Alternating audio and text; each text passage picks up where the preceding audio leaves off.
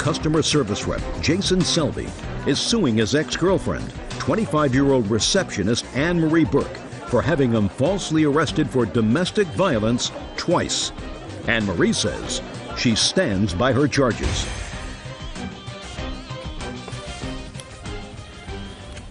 Yes, case number 10 on the calendar in the matter of Selby versus Burke. Parties have been sworn in, Judge. You may be seated, sir. Have a seat, please. Mr. Selby, the defendant is your former girlfriend. You have a child together, and it is your claim that she filed 2 cases against you for domestic violence, both of which were false. One she dropped, the next one she pursued. You were found not guilty, and you are suing her for those false charges. Ms. Burke says that you did, in fact, put your hands on her in a violent manner on both of those occasions, which is why she called the police. Yeah. How old is your child? He's almost 2. Do you have an order declaring you to be the father of this child? No. Why not? My name's not on the birth certificate because she was married when my son was born, and I'm not legally considered the father. He is. He went to court and said that he was the father in my divorce. Okay. Well, he may have gone to say he was the father in your divorce, but has there been an adjudication of paternity in any court? No, ma'am. No. Oh, you are, sir. Listen to me very carefully. I have a surprise for you. You're going to be very happy to hear this. It says the third-party defendant, that was you, Jason Selby, that is your name, is it not? Correct. Is hereby established as the biological father of the minor child, Brendan Selby. Okay. We're going to get you a copy of this, sir. Okay. Thank you. You are the father. You have certain rights and certain responsibilities, Mr. Selby. It's interesting when I read your case, when I read your complaint, the defendant is now living in another area, so you haven't been seeing your son. How old was your son when you two separated? It was about 1.5 years. Okay. Now, Ms. Burke, I'm coming to you. When was the first instance of domestic violence which was the subject of a restraining order that you placed upon Mr. Selby? September. Okay, and tell me what happened in September of 2004. He came. Who was this, by the way? This is the guy that used to live up front, our neighbor, Robert Menu. And what is he now? A witness to both incidents. Okay, this is not the boyfriend that he talks about, is that right? It's not the boyfriend. He's never been my boyfriend. But he came with you to court? Right. And you live in Florida? Right. And he flew with you from Florida? Right. Did you Yes. stay together last night in the same place? They wouldn't give us 2 separate hotel rooms. I'm just asking you a Yes. question. Yes. Okay. I never stayed in the same hotel room with a neighbor when I traveled. I asked, and they said that there was going to be at least 2 separate beds, because I asked her about that, about getting 2 separate hotel rooms. Mm-hmm. You think I believe you? I don't. Let's move on. September 2004.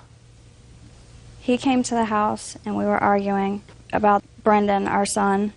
I went into the room, and I was packing my stuff and putting it in a bag. Just a second. So this was a place that you lived together? Mm-hmm. So we didn't come to your house? He moved out. He had moved out when... When had he moved out? Maybe 2 days before that, because he had found a letter, and he went through my stuff. And A letter from whom? Me. It was stuff that I wrote about my feelings, about him and the way he treated me. Okay. And so he moved out? He packed his stuff, yes, and left and went to his aunt's house, I believe. Keep going. And he pushed me back because I went to try to go around him in the bedroom to leave, and I told him to leave me alone and to let me go. Well, what did he do? He kept pushing me back. That's not what you said in here. You said he pushed you once. He kept trying to stop me from going. Don't make things up as we're going along, Miss Burke. You said in your answer that he pushed you one time, not kept pushing you.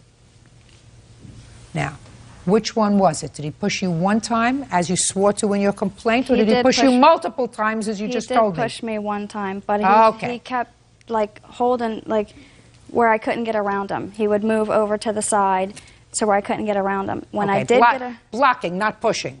Right. Go ahead. Before I had gotten to the car is when he had shoved me from behind. We fell into the car. He wouldn't let me get into the car, and that's when Robert had called the police. You have a police report? Not with me, no. Do you? Yes. I'd like to see it, please. All right, Mr. Selby, you want to tell me what happened on September 9th, please? Can I start from September 8th? If it's absolutely necessary. If it's not necessary, it's just going to irritate me. September 8th, I was at work with her son Tyler because there were hurricanes, the schools were closed. When she came to pick me up from work, she brought Robert with her to pick me up from work. We went home. On September 8th? Correct. She left with Robert for approximately 2 hours. I knew she wrote that 19-page letter, so I went looking for it, and it confirmed they were together.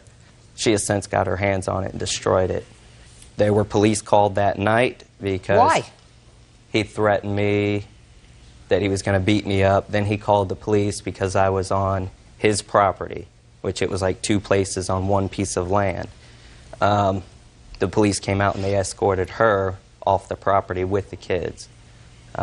September 9th, I found out she was packing not her stuff, but everything, my stuff, which I still don't have today.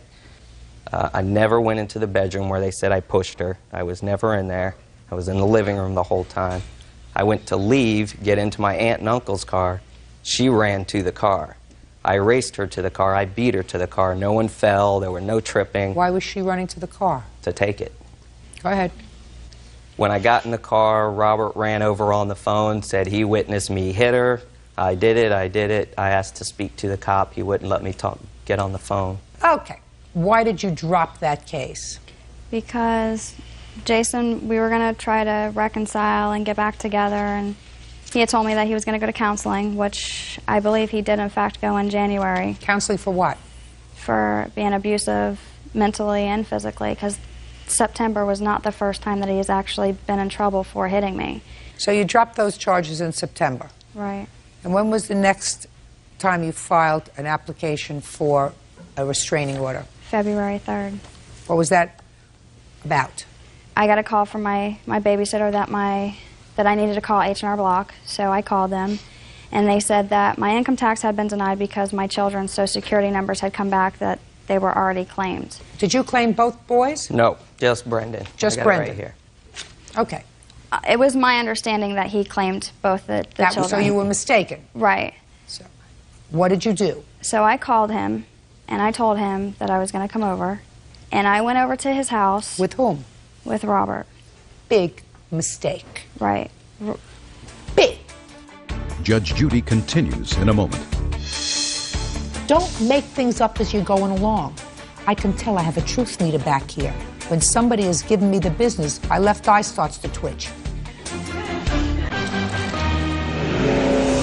Real cases, real people. Judge Judy. Jason Selby says, on 2 occasions, ex-girlfriend Anne Marie Burke had him falsely arrested for domestic violence. So here's what we have, Ms. Burke.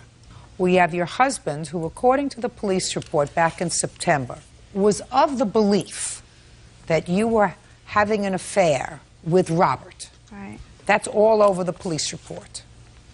Whether you were or whether you weren't, I don't have to get into now. That's not my business. Quite frankly, I don't care. The fact that you shared a room together last night is some indication to me that you're more than just friendly neighbors. However, you knew that he was harboring that belief, so to bring Robert to his house was a large mistake. Well, the only reason why I brought Robert was because he's the only one that I had as far as a male figure, because I am afraid of Jason. Then you shouldn't have gone to his house. What do you think you were going to accomplish going to his house as opposed to asking him on the telephone what happened? I couldn't ask him on the telephone because his phone was breaking up. Put your hand down. This was an emergency situation that you had to go over with him that day? I was upset. You were I angry. wanted to talk to him. Just a minute. You were angry. Yes, ma'am. So, you were angry and you called Robert to go over with you. Right. What happened when you got there? I went up the stairs. And where was Robert? Sitting in the car. Go ahead. And I was going up the stairs and I asked him, why did he do that? I said, I'm trying to get money. What do you mean, sir? Going up the stairs, I didn't hear him at the door. He was outside. When we pulled up, he was standing outside smoking, and we could see him, the way his house is, there's stairs that go up this way, and you got to go So around you're the going up ledge. the stairs, and as you're going up the stairs, what are you saying to him? I asked him why he was, you know, why did he claim the kids? That doesn't sound right to me, madam. You were asking him in the same kind of voice you were asking me? No, I was angry. I mean, I wasn't yelling and screaming, but I was talking a lot louder than what I am now. I assumed you were. Go Yes. ahead. And I told him, I said, you know, that's not right that you claim Tyler. It's not right that, you know, I said, you haven't paid child support. You haven't come to see your kid. And I said, you know, you can at least let me claim the kids. You know, I'm like, I'm trying to make it on my own. That's not, you weren't having this whole discussion as you're walking upstairs, madam. That doesn't sound logical. If it doesn't sound logical, it's not true. By the time I was steadily talking. I know what from you're thinking, but that's not what you were saying to him as you were walking upstairs furious because you had just gotten the call from H&R Block, and the first person you called was Robert. How tall are you, Robert? 6 foot. Yeah. Called Robert to come over with you. Okay. So you're walking up the stairs screaming. Go ahead. I get around the corner, and we start talking, arguing. I told him that he's not a good father. We started arguing about that, about him not being a good dad and him not coming to see Brendan. I did tell him that he was, and he asked me, you know, because I had called the IRS and found out that he can't legally claim Tyler, and that's what I told him he was for. And no, you just said you was because I called the IRS. Right. You didn't go through this whole explanation. No. You just said, listen to me. Don't make things up as you're going along. I can tell I have a truth meter back here. When somebody has given me the business, my left eye starts to twitch. You got it? So you told him because you called the IRS. Right. Okay. And what happened next, Miss Burke? I again told him that he was a bad father, and that's when he had smacked me in my eye. And he went in the house. I went running down the steps and got in the car, and I left. Can I see the police report, please? Yes. Incident number 2. Did you seek medical treatment? No.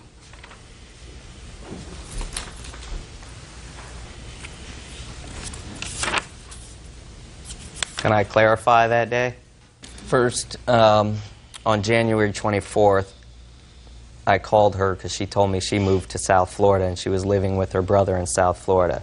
Up until February 3rd, that's where I thought she was living. She told me if I tried to call down there to be in my son's life, she was going to get me in trouble for harassment. So I called the police to verify that. They said she could say whatever she wants, but it would be Can we get to, please, to February 3rd? February 3rd, I spoke to a family lawyer and the county courthouse. I couldn't file anything because I didn't know her address. That night, I got home from work. I was playing PlayStation, got a phone call on my cell phone, answered it, and there was low signal, and it didn't come in. She called back about 2 minutes later. She said, "Good, you're home, I'm coming over," and hung up on me. She pulled up. I was standing on the balcony. She got out of the car, and her first words were, "You're an effing thief." Go ahead. So I went right in the house. I shut the screen door, and we were separated the whole time by a screen door. Robert, I didn't know he was there until I got the copy of the police report. I never once saw him there. I called the police the minute she said, "You're," and she left. Called the police, explained that she falsified a report once before. I don't want to be in trouble. They assured me I wouldn't be in trouble. Police officer showed up at my door, told me that I was accused of hitting her, and I basically ended up going to jail. How long? For overnight. What I don't understand, Miss Burke, is this. You testified a moment ago that you were afraid of this man, that he had been abusive to you. So I don't understand why you went over to his house. Because I didn't think that having somebody with me that he would do anything. I didn't think that he would do that. The person that you brought with you was sitting, according to you, in the car. Right. And the first words out of your mouth were what? I told him he was a thief. I didn't... No. You told him he was a blank thief. No, I didn't say that. I did not say that. I told him he was a thief. Okay. So the first thing that you said to him was, "You're a thief," as you were walking up the stairs. Yes. You were angry, agitated. Did you think that that was going to provoke him? Especially since you were wrong. You're right.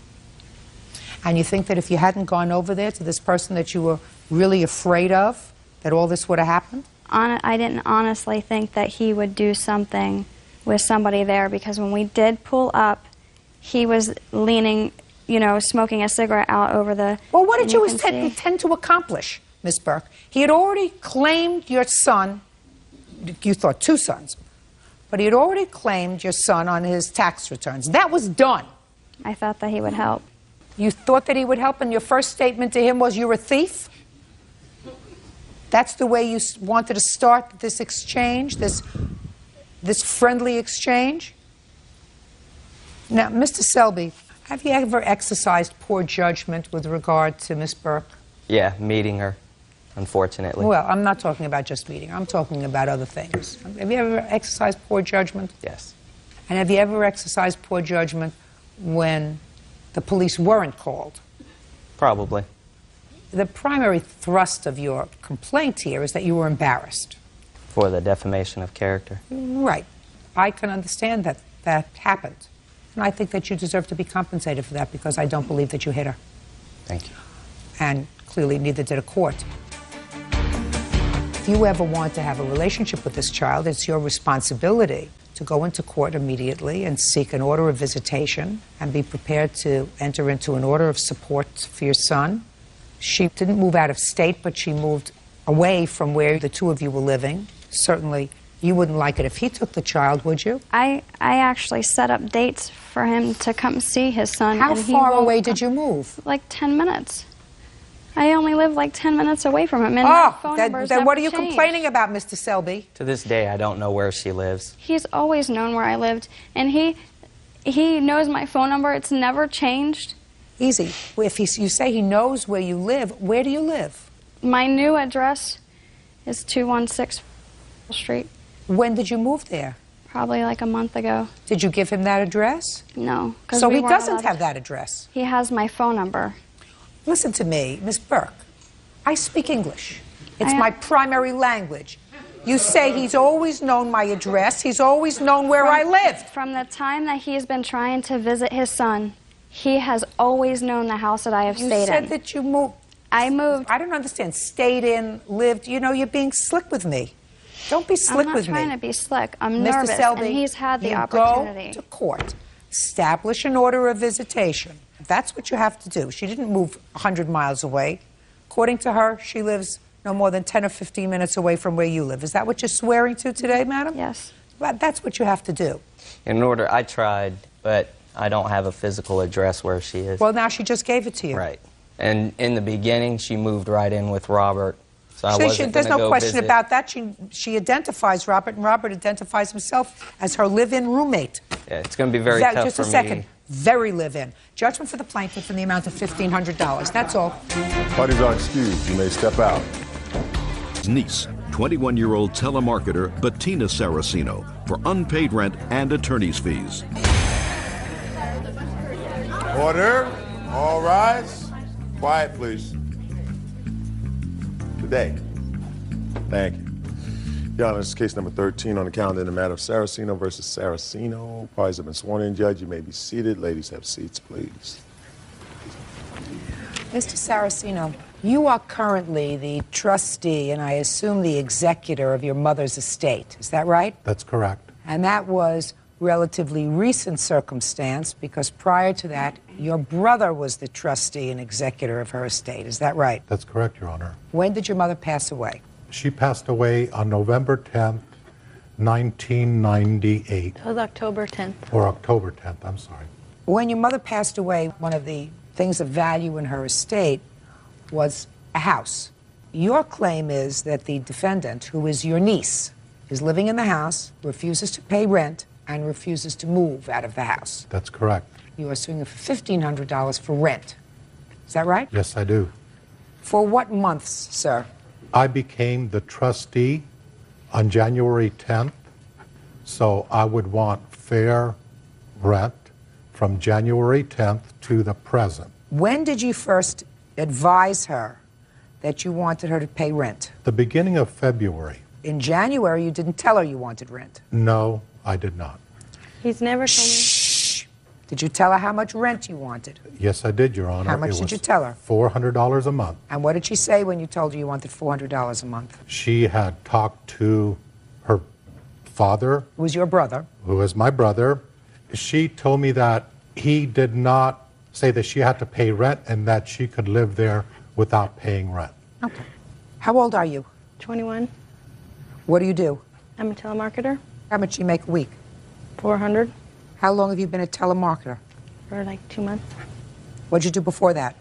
I did home care for elders. Who else lives in the house? My aunt and my cousins, How many cousins? 2.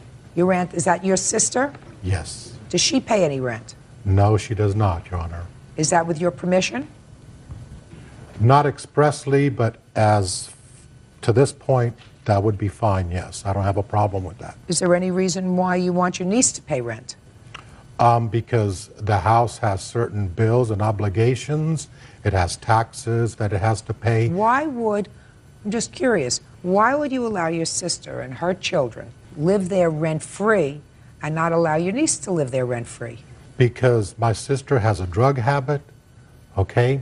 She doesn't have anywhere else to go. The only other alternative is to put her out in the street, and I just don't have the heart to do that at this time. And Well, shh, I'm not finished yet. Well, you may not have the heart to do that, but you can understand why your niece says, why should my cousins be allowed to live rent-free in the house and I not be allowed to live in the house rent-free when my aunt could work just as well as I can? She's a lot older than I am. She could work. And my uncle is letting his sister and her family live there rent-free. I love my grandmother too. Why can't I live there? That's a very good question. I have a very good answer, Your Honor. I'm ready for you, The sir. reason is she just recently moved into that house a couple of weeks ago. Before that time, she had her own house Who's that she she? was living in. Who's she? I My didn't- sister Carmela. She had her own house that she was living in, adjacent to my mom's house, and she was living there rent-free. Your sister was living in another house of your mother's rent-free? Yes, ma'am. Did you sell that house?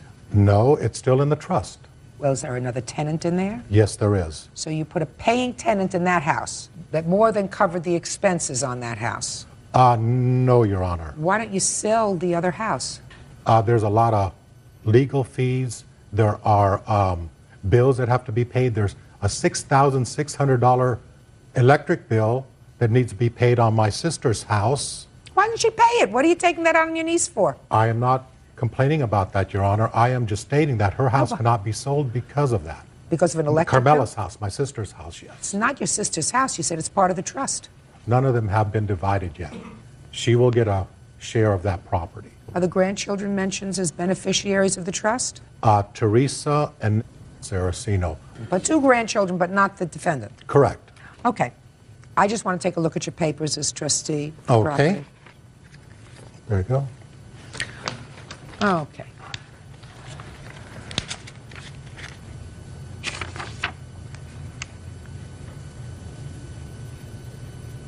Now, Ms. Saraceno, I have just a few questions for you. Do you work as a telemarketer every day? yes, What do you work hours? 9 to 5. And you work Monday through Friday. Yes, What time do you usually get up to go to work? at 7 o'clock. And you report directly to work? Yes, What do you do after work? I come home and I make sure my cousin does his homework and I make sure that his clothes are clean for the next day and then I cook dinner. You do that 5 days a week? Yep, yes, The reason I ask these questions, which seem rather odd, even to Bird, right? Yes. Under the circumstances, is that this is your claim. You claim in your answer that your grandmother's will states that any member of the family, the Saraceno family, who continually puts flowers on her gravesite every Thursday may reside in the residence after her passing rent-free.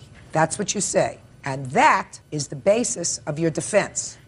yes, but Okay? I have So this let as- me see that clause in the will.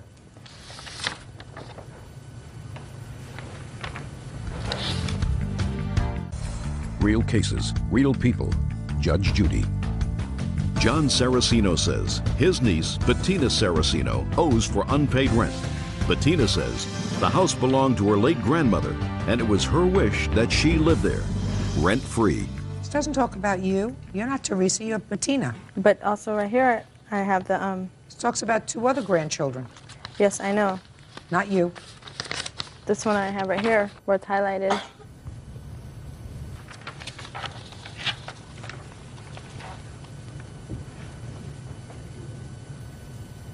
Well, this doesn't say anything about placing flowers on your grandmother's grave every Thursday night. I know. Doesn't say anything about that. All right, so that's not a defense. And this section that you're talking to me about says that the trustee has the right to sell the property, let somebody else live there, rent it. So it's within your uncle's discretion whether or not you can live there. You understand that? Yes. So there is no defense to this action. You have to either pay rent or he told you to move, which is very unfortunate. I mean, which is really very unfortunate, because I really think that you're being unfair and inequitable unless there was some reason you would think that your mother would not want this grandchild to have any benefit from her property. Is there any reason? Yes, Your Honor. What is that? The defendant has a drug habit. So does your sister. They both do, yes. And to be honest with you, I would want both of them out. But she doesn't pay rent. She doesn't do nothing. I told her to leave, and she would not do it, Your Honor. You didn't answer my... Just a second. You didn't answer my question, sir. I'm asking you a question. I expect... Just a second. I'm not going to need this witness. She can step outside. If she needs water, go... Madam, do you need water? Do you need water? No. Go outside. Go outside. Don't cough here. Go, go, go, go, go, go, go, go, go, go. Your Honor, ask the question again. I will answer it. Maybe you'll understand it better if I ask it to you this way. Did your mother have a relationship with the defendant? No. You didn't see her? Very rarely. Yes, she did. How rarely is very rarely? Maybe once every 3 months. And what about your sister's children? They lived right next door. Yes, Your Honor. Did your mother ever give you any indication that she was aware of your sister's drug habit? Yes, Your Honor. Excuse me, Your Honor, I lived right across the street. Listen, there is no question in my mind that your uncle is being unreasonable. He would not be unreasonable were he not to have permitted his sister, who he says is a drug addict, and her 2 children to live in the home rent-free. But he is the trustee of this estate. It is his prerogative to tell you to move. That's his prerogative. I don't believe that you had an arrangement with her for rent. You didn't even become trustee until January 10th. And you did not tell her until February that you wanted her to pay rent. Is that right? And there was never an agreement to pay rent by her with you. Correct. He didn't tell me he wanted... Listen, you're not losing, right? So there was never an agreement for her to pay rent. So what you have to do, Mr. Saraceno, is proceed with eviction proceedings against your niece, if that's what you wish to do, because absent a lease, either an oral lease, which you can have month to month, or a written lease, there is no contract, and therefore there is no contract that this court can enforce. Do you understand? Yes. Good. Case is dismissed. Parties are excused. You may step out. We just have friends come over, that's it. It's like one big crack house, you know? And now the next case. All parties in the matter of Romanchek, Humphreys versus Romanchek. Step forward. 53-year-old homemaker Mary Romanchek and her fiancé, Stephen Humphreys, are suing Mary's son, 18-year-old student Jason Romanchek, for a car loan, a computer, and emotional distress. Jason says the car was a birthday present. According to your complaint, the defendant, your son, took a car that was yours when he left your home, and in addition, he ruined a computer, and he gave you a lot of aggravation, so you want to be compensated for that. Yes, Your Honor. All to the tune of $5,000. So tell me first about the car, which your son says was a gift to him. Okay, Your Honor, I have a receipt, but the car is mine. Well, that's a conclusion. Okay. When was the car purchased? It was purchased a long time ago. Jason stole the pink slip, and he stole the... When was the car purchased? Where is it? Do you know? Around March 29th or so. Of this year? Yeah. Now, the title to the car is in your name and your son's name. How much did you pay for the car? $2,500 something, $3,000. Ms. Romanchek, Yes. your lawsuit involves a car. Get out the receipt for the car so you can show me how much you paid for the car. Your Honor, I cannot give you receipts for the car because Jason took it. Then you must know how much you paid for the car. How do you expect me to decide a lawsuit? I have a little piece of paper in my suitcase that I didn't know I was needed that. A little piece of paper in my little black suitcase. Get it. Where is the suitcase? I haven't a clue. I'm not a Shield suitcase label. monitor. Thank you. Come this way, man. Could I see the piece of paper, please? And here it is, the price of what was in a vehicle.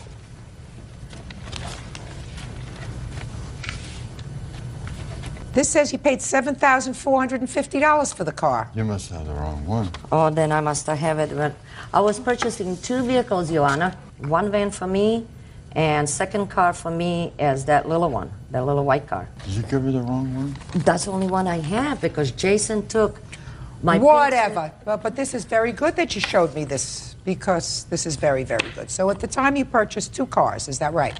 Yes, Your Honor. You purchased a car for $7,450, and that was your car, and then you purchased another car, and then I assume you put the title to that car in your name. Is that right? Oh, yeah, I put it on my name and my fiancé name, yes. Fine. Because we are And going to be driving. And the second car you purchased, you put in your name or your son's name. Yes, Your Honor. Now, you say your son subsequently left the home. When did he leave your house? August of 15. And he took the car with him? And no, not right away, Your Honor. Then he came back on August of 18 and brought a tow truck with him and cut 2 clubs and he took the car? And he took the car, yes. Jason, you say this car was a birthday present for you. Is that what you're saying? Yes, Your Honor. Tell me about that. They said I can use and keep the car as long as I keep good grades in school, which I have. And then the incident between her and her squirrel that she caught, I wasn't going to feed it because it was her responsibility. To feed a squirrel? Yes. Go ahead. And then she went all crazy over it. And then suddenly she just went in my room and just broke the keyboard off the computer. And then she just said that I had to leave or just do whatever she said. So you left and you wanted to take the car? Yes. Who has insurance on this car? Right now there's no insurance. Who's driving it? I'm driving it, but Well, how can you drive a car that has no insurance, Jason?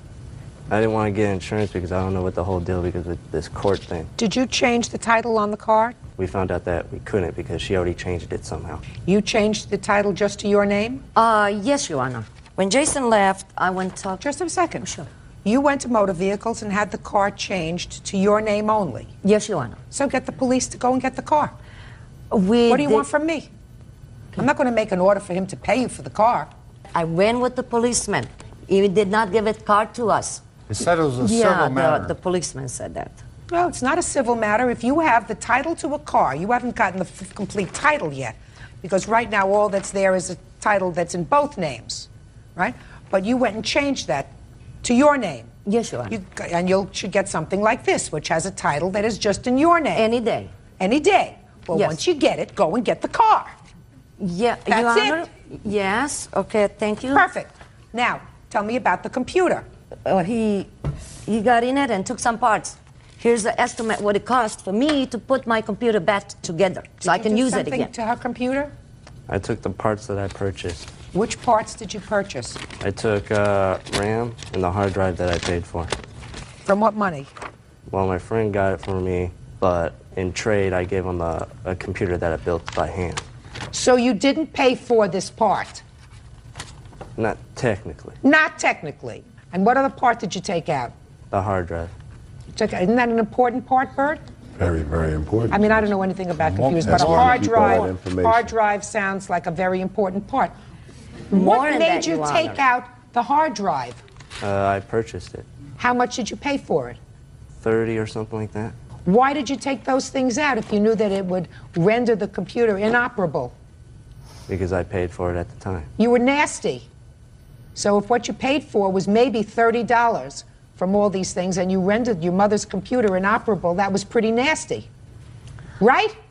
I guess. You guess, I'm telling you. Your Let me Honor, see. I can tell you where he got the money to pay for it. No, I don't want the computer, sir.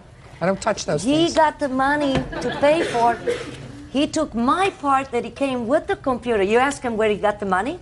He sold it to my older son's wife for $100 to do the other thing. Then he took everything out.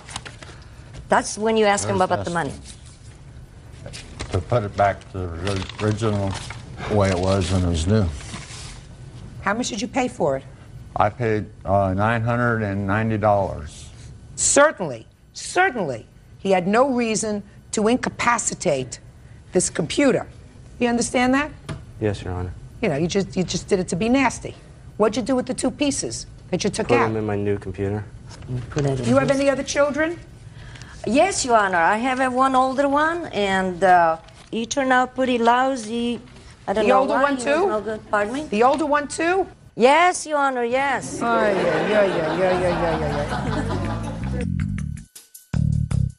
Mrs. Romacek, the car you have to go and get as soon as you get the title. And I suggest, just to be smart, madam, that until you get the car back in your possession, you keep it insured.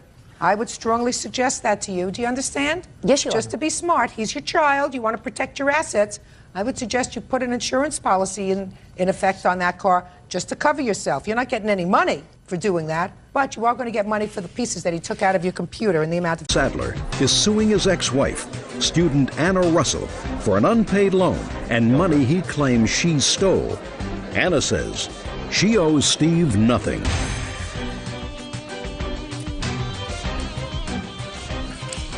Yeah, this is case number 74 on the calendar in the matter of Sadler versus Russell. Parties have been sworn in, Judge. You may be seated. Mr. Sadler, I have a question, and it has absolutely nothing to do with the case. Did that outfit come with a jacket? No, ma'am. Oh, okay. I just curious. Actually, I grew out of it. You grew out of the jacket? Okay. I mean, the outfit looks nice. It just looked as if it wasn't quite finished. Mr. Sadler, according to your complaint, Miss Russell, who is your former wife, borrowed some money from you, and then she took some money that you had given her to hold for safekeeping. Right. This was after she and her children, because the two of you have 5 children together. You have children from a previous marriage or relationship, and Miss Russell has children from a previous marriage or relationship, 5 in total, none that are your joint children together. Right. And you were divorced, and then after a couple of months decided that it was a mistake to get divorced, so she moved back in with you, and that, again, didn't work out. But it was during this period after the divorce that is your claim that these loans took place. $900 that you claim was a loan, and $3,600 that you claim she actually stole from you. Well, more or less. So give me some dates, Mr. Sadler. When were you married? 2001. December of 2001, I believe. I'm sorry, 2002. And when were you divorced? October of 2004. And when did Miss Russell and her children move back in with you? In December. And when did she move out? End of February. February 23rd, I believe. Okay. Do you have custody of your children? Yes, ma'am. How many children do you have? I have 3. Now let's talk about the loan first. The loan was made, according to you, in December of 2004. Right. Tell me about the loan. Basically, she had decided she wanted to go bankrupt so she could be a stay-at-home mother. And so I had her pull $1,500 out of my home equity. And we actually spent $600 of that on bills, and the additional $900 left was supposed to go into savings where I was going to pay an attorney for her to go bankrupt when that time came. But the money never went into savings or checking. She just held on to it, and it went with her when she moved out. And she never did go bankrupt. And she ended up, from what I understand, just using money to catch up her bills. Miss Russell, when had you accumulated this debt that inspired you to think about bankruptcy?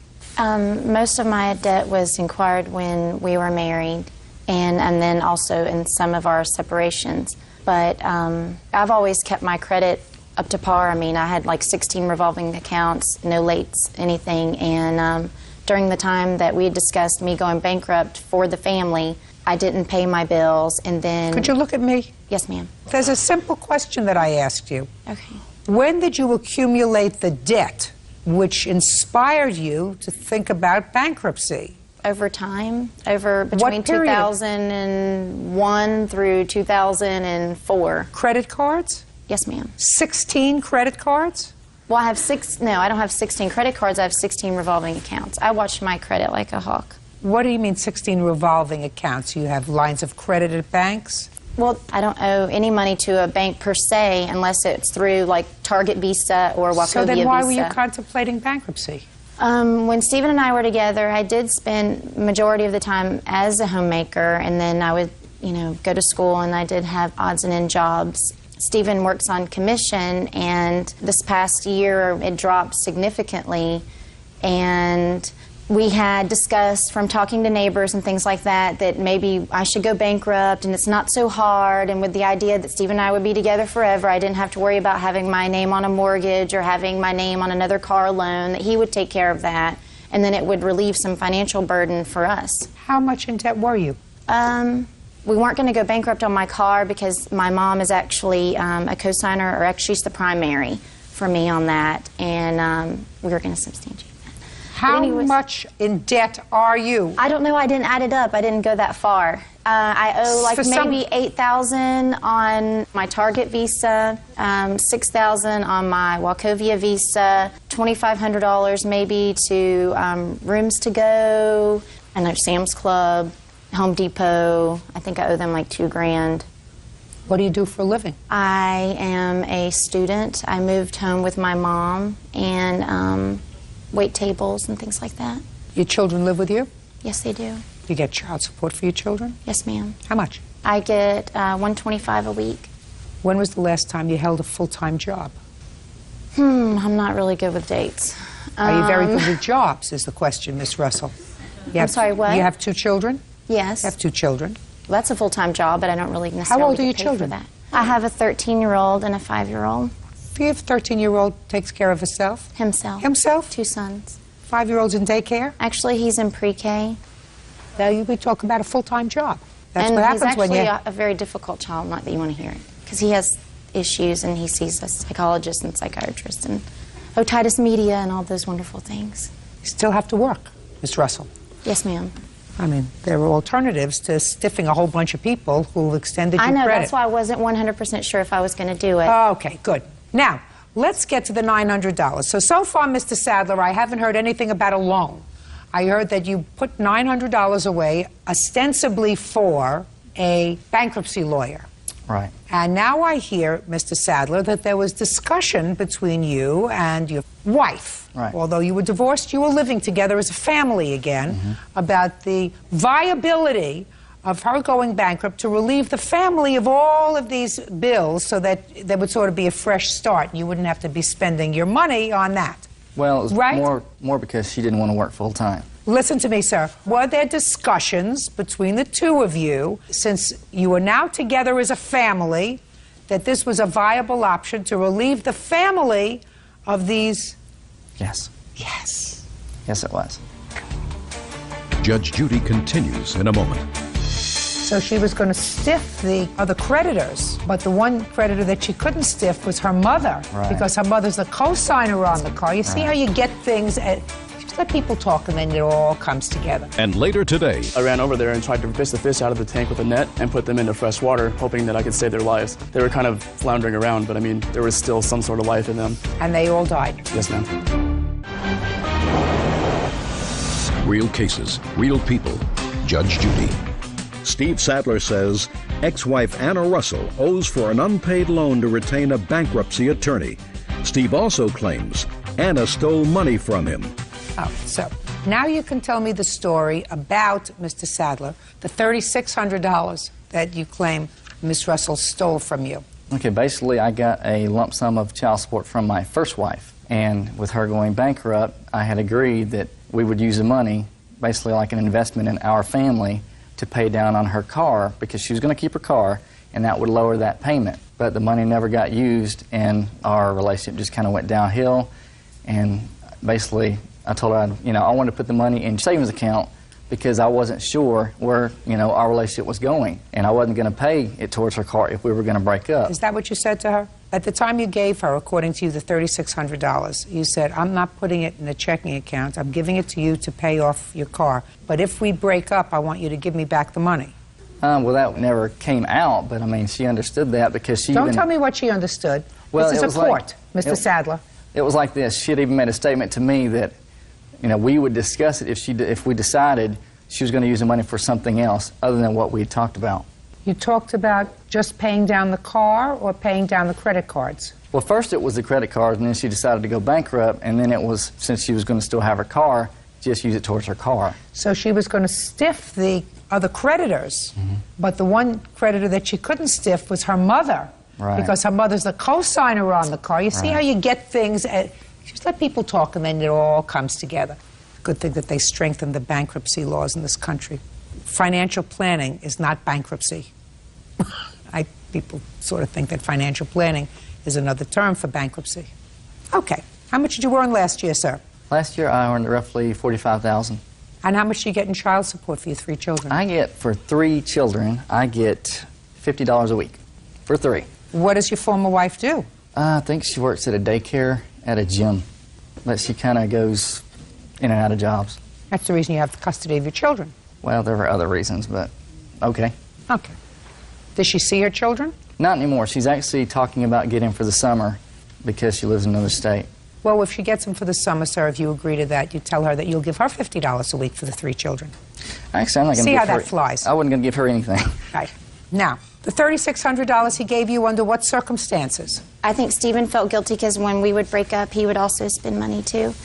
And he was taking out a line of credit towards the house. And even though we were a family unit, the money was only going to go towards his bills, but not help me with mine. And I think that he felt guilty, and that he said if he ever did get the money from Misha, which is the back child support, and I did raise the children for that time, that I could have it, because he considered it like free money.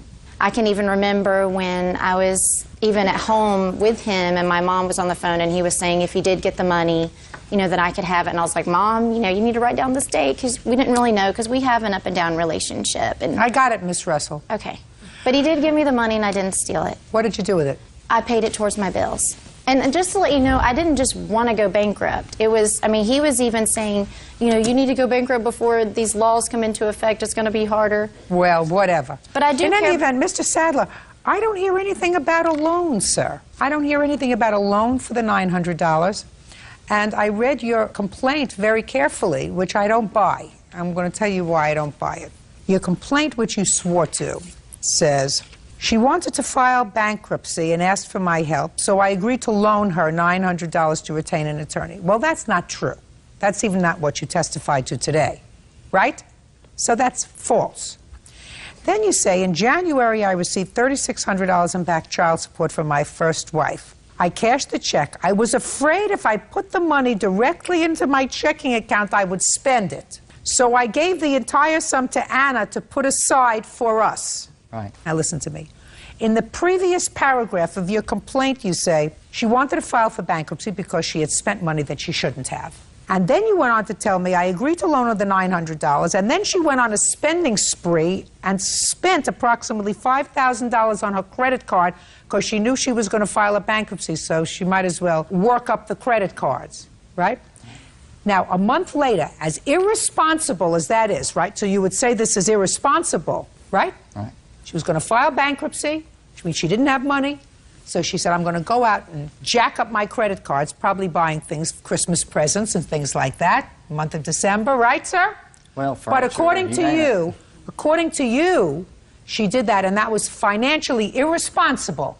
So the next month you get the $3,600, and since you didn't trust yourself by putting it in your checking account, you gave it to Miss Responsibility to hold for us. Steve Sadler says ex-wife Anna Russell owes for an unpaid loan to retain a bankruptcy attorney.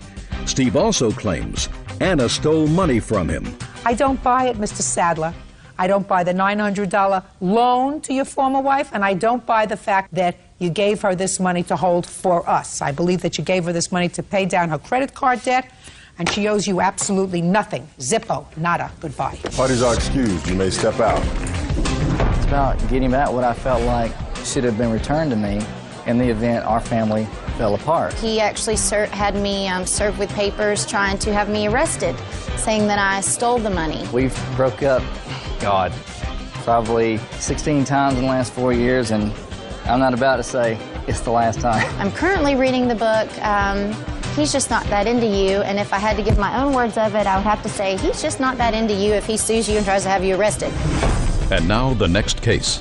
All parties in the matter of Lee versus Gann. Step forward, please. 20-year-old student Jonathan Lee is suing his former friend, 20-year-old student Christopher Gann, for killing his fish when he dumped soap in his freshwater aquarium. Christopher says it was an accident. Your first name is Jonathan? Yes, ma'am. And you're Christopher? Christopher. And you used to be roommates. Yes. How long were you roommates? About a year. You go to school? Yes, ma'am. What year are you in? I'm a third year, ma'am. I too am a third year. What do you want to be when you grow up? Computer science. You don't want to be a veterinarian, do you? No. Jonathan? Yes, ma'am. Christopher destroyed your fish tank. Yes, ma'am. And based upon those relics there, it was a big fish tank. Yes, ma'am. And he destroyed your fish tank with soapy water. Yes, ma'am. Killed all the fish. Yes, ma'am. He says it was the fish's fault. More or less, ma'am. They were in the wrong place in the apartment. Yes, ma'am. And he tripped over them. Is that right, Christopher? I read your answer. Right. I kind of bumped into the tank, which because you say in your answer, the tank and the fish was placed in a high-traffic zone. Yeah, I have a set of photographs with the picture of where the tank is, and it's situated. I'd like to see that. Oh. Okay. When did this happen? Sometime in November. Jonathan, when did it happen? November 18th, 2004, ma'am. And you came home and found everything destroyed. Yes, is that ma'am. right? Okay. And this is where the fish tank was? Yes. And it wasn't on wheels, was it? It's on cinder blocks. It's not one of these remote-controlled fish tanks that move around. No. How long have you been living in this apartment? Almost a year. And in the year, has the fish tank been in the same spot? It was placed in the end of summer, and then it happened in November. So it's been there for a couple of months. A few months, yes. Stationary. Stationary. And the only thing that's moved is you. Is me, yes. You get my drift where right. I'm going. Oh, and I wrote in. So why don't you tell me, Christopher, how this happened and why you don't think that you're responsible to your former roommate for replacing his fish tank? First off, I have a copy of our rental agreement, which states that no pets should be allowed, and that no things should be placed in hallways that obstruct movement. So what had happened was I'd filled this bowl with soap, concentrated hand soap and water, and I was walking from the kitchen to the garage because I wanted to spot clean my shoes. So as I was walking with this bowl, I saw my roommate who crossed from downstairs into this pseudo hallway because it's the main walkway from room's entrance to the kitchen. So I took the bowl away to get it away from him, and then he made a sudden move to like try to mess with me, and I kind of stepped back and I banged my elbow into the fish tank, dropping the bowl into the tank. And that's what happened. Do you have any witnesses who were there that day? Actually, no one witnessed it, so no one saw it. Well, the other roommate was there, according to him. He didn't tell me anything beyond that they were horsing around. That's it. Tell me what happened when you got home. When I got home, I came in from the garage and basically saw him and another roommate removing bubbles from the tank. And I was kind of shocked, and I go, "What happened?" He said, "I spilled soap into your tank." "How'd you do it?" "I was horsing around." "Well, what are you doing?" "Well, I'm moving the bubbles." So I ran over there and tried to fish the fish out of the tank with a net and put them into fresh water, hoping that I could save their lives. They were kind of floundering around, but I mean, there was still some sort of life in them. How many fish did you have in the tank? I had sitlets and plecos and a gourami, ma'am. I was trying to breed them. So you had 6 fish? I believe I had 7, 9, 10 fish and 2 snails, ma'am. And they all died? Yes, ma'am. Christopher, listen to me carefully, sir. Whose fault do you think it is that all these fish died? I think it should be, it's mutual, like, he shouldn't have had the tank there in the first place. The tank's been there for months, sir. When for the first time did you complain to him that the tank was there? I didn't want to complain to him. So you never complained to him? No. When for the first time did you complain to him that he was in violation of the lease because he had pets in the apartment? After he trying to come after me for $400. But not before? No. So that's a lot of baloney. What you're saying to me really is, it's my fault and I'm trying to find some reason to avoid responsibility. So far, I haven't heard it's my fault because I was horsing around with my roommate. It is my fault. Good. Judgment for the plaintiff in the amount of $330. Thank you. That's all. Parties are excused. You may step out. I think it's... Construction worker Patrick Wallentyne is suing fellow partygoer, security officer Ed Tomaselli, for dental bills as a result of being punched in the mouth. Ed claims Patrick was the aggressor. All rise.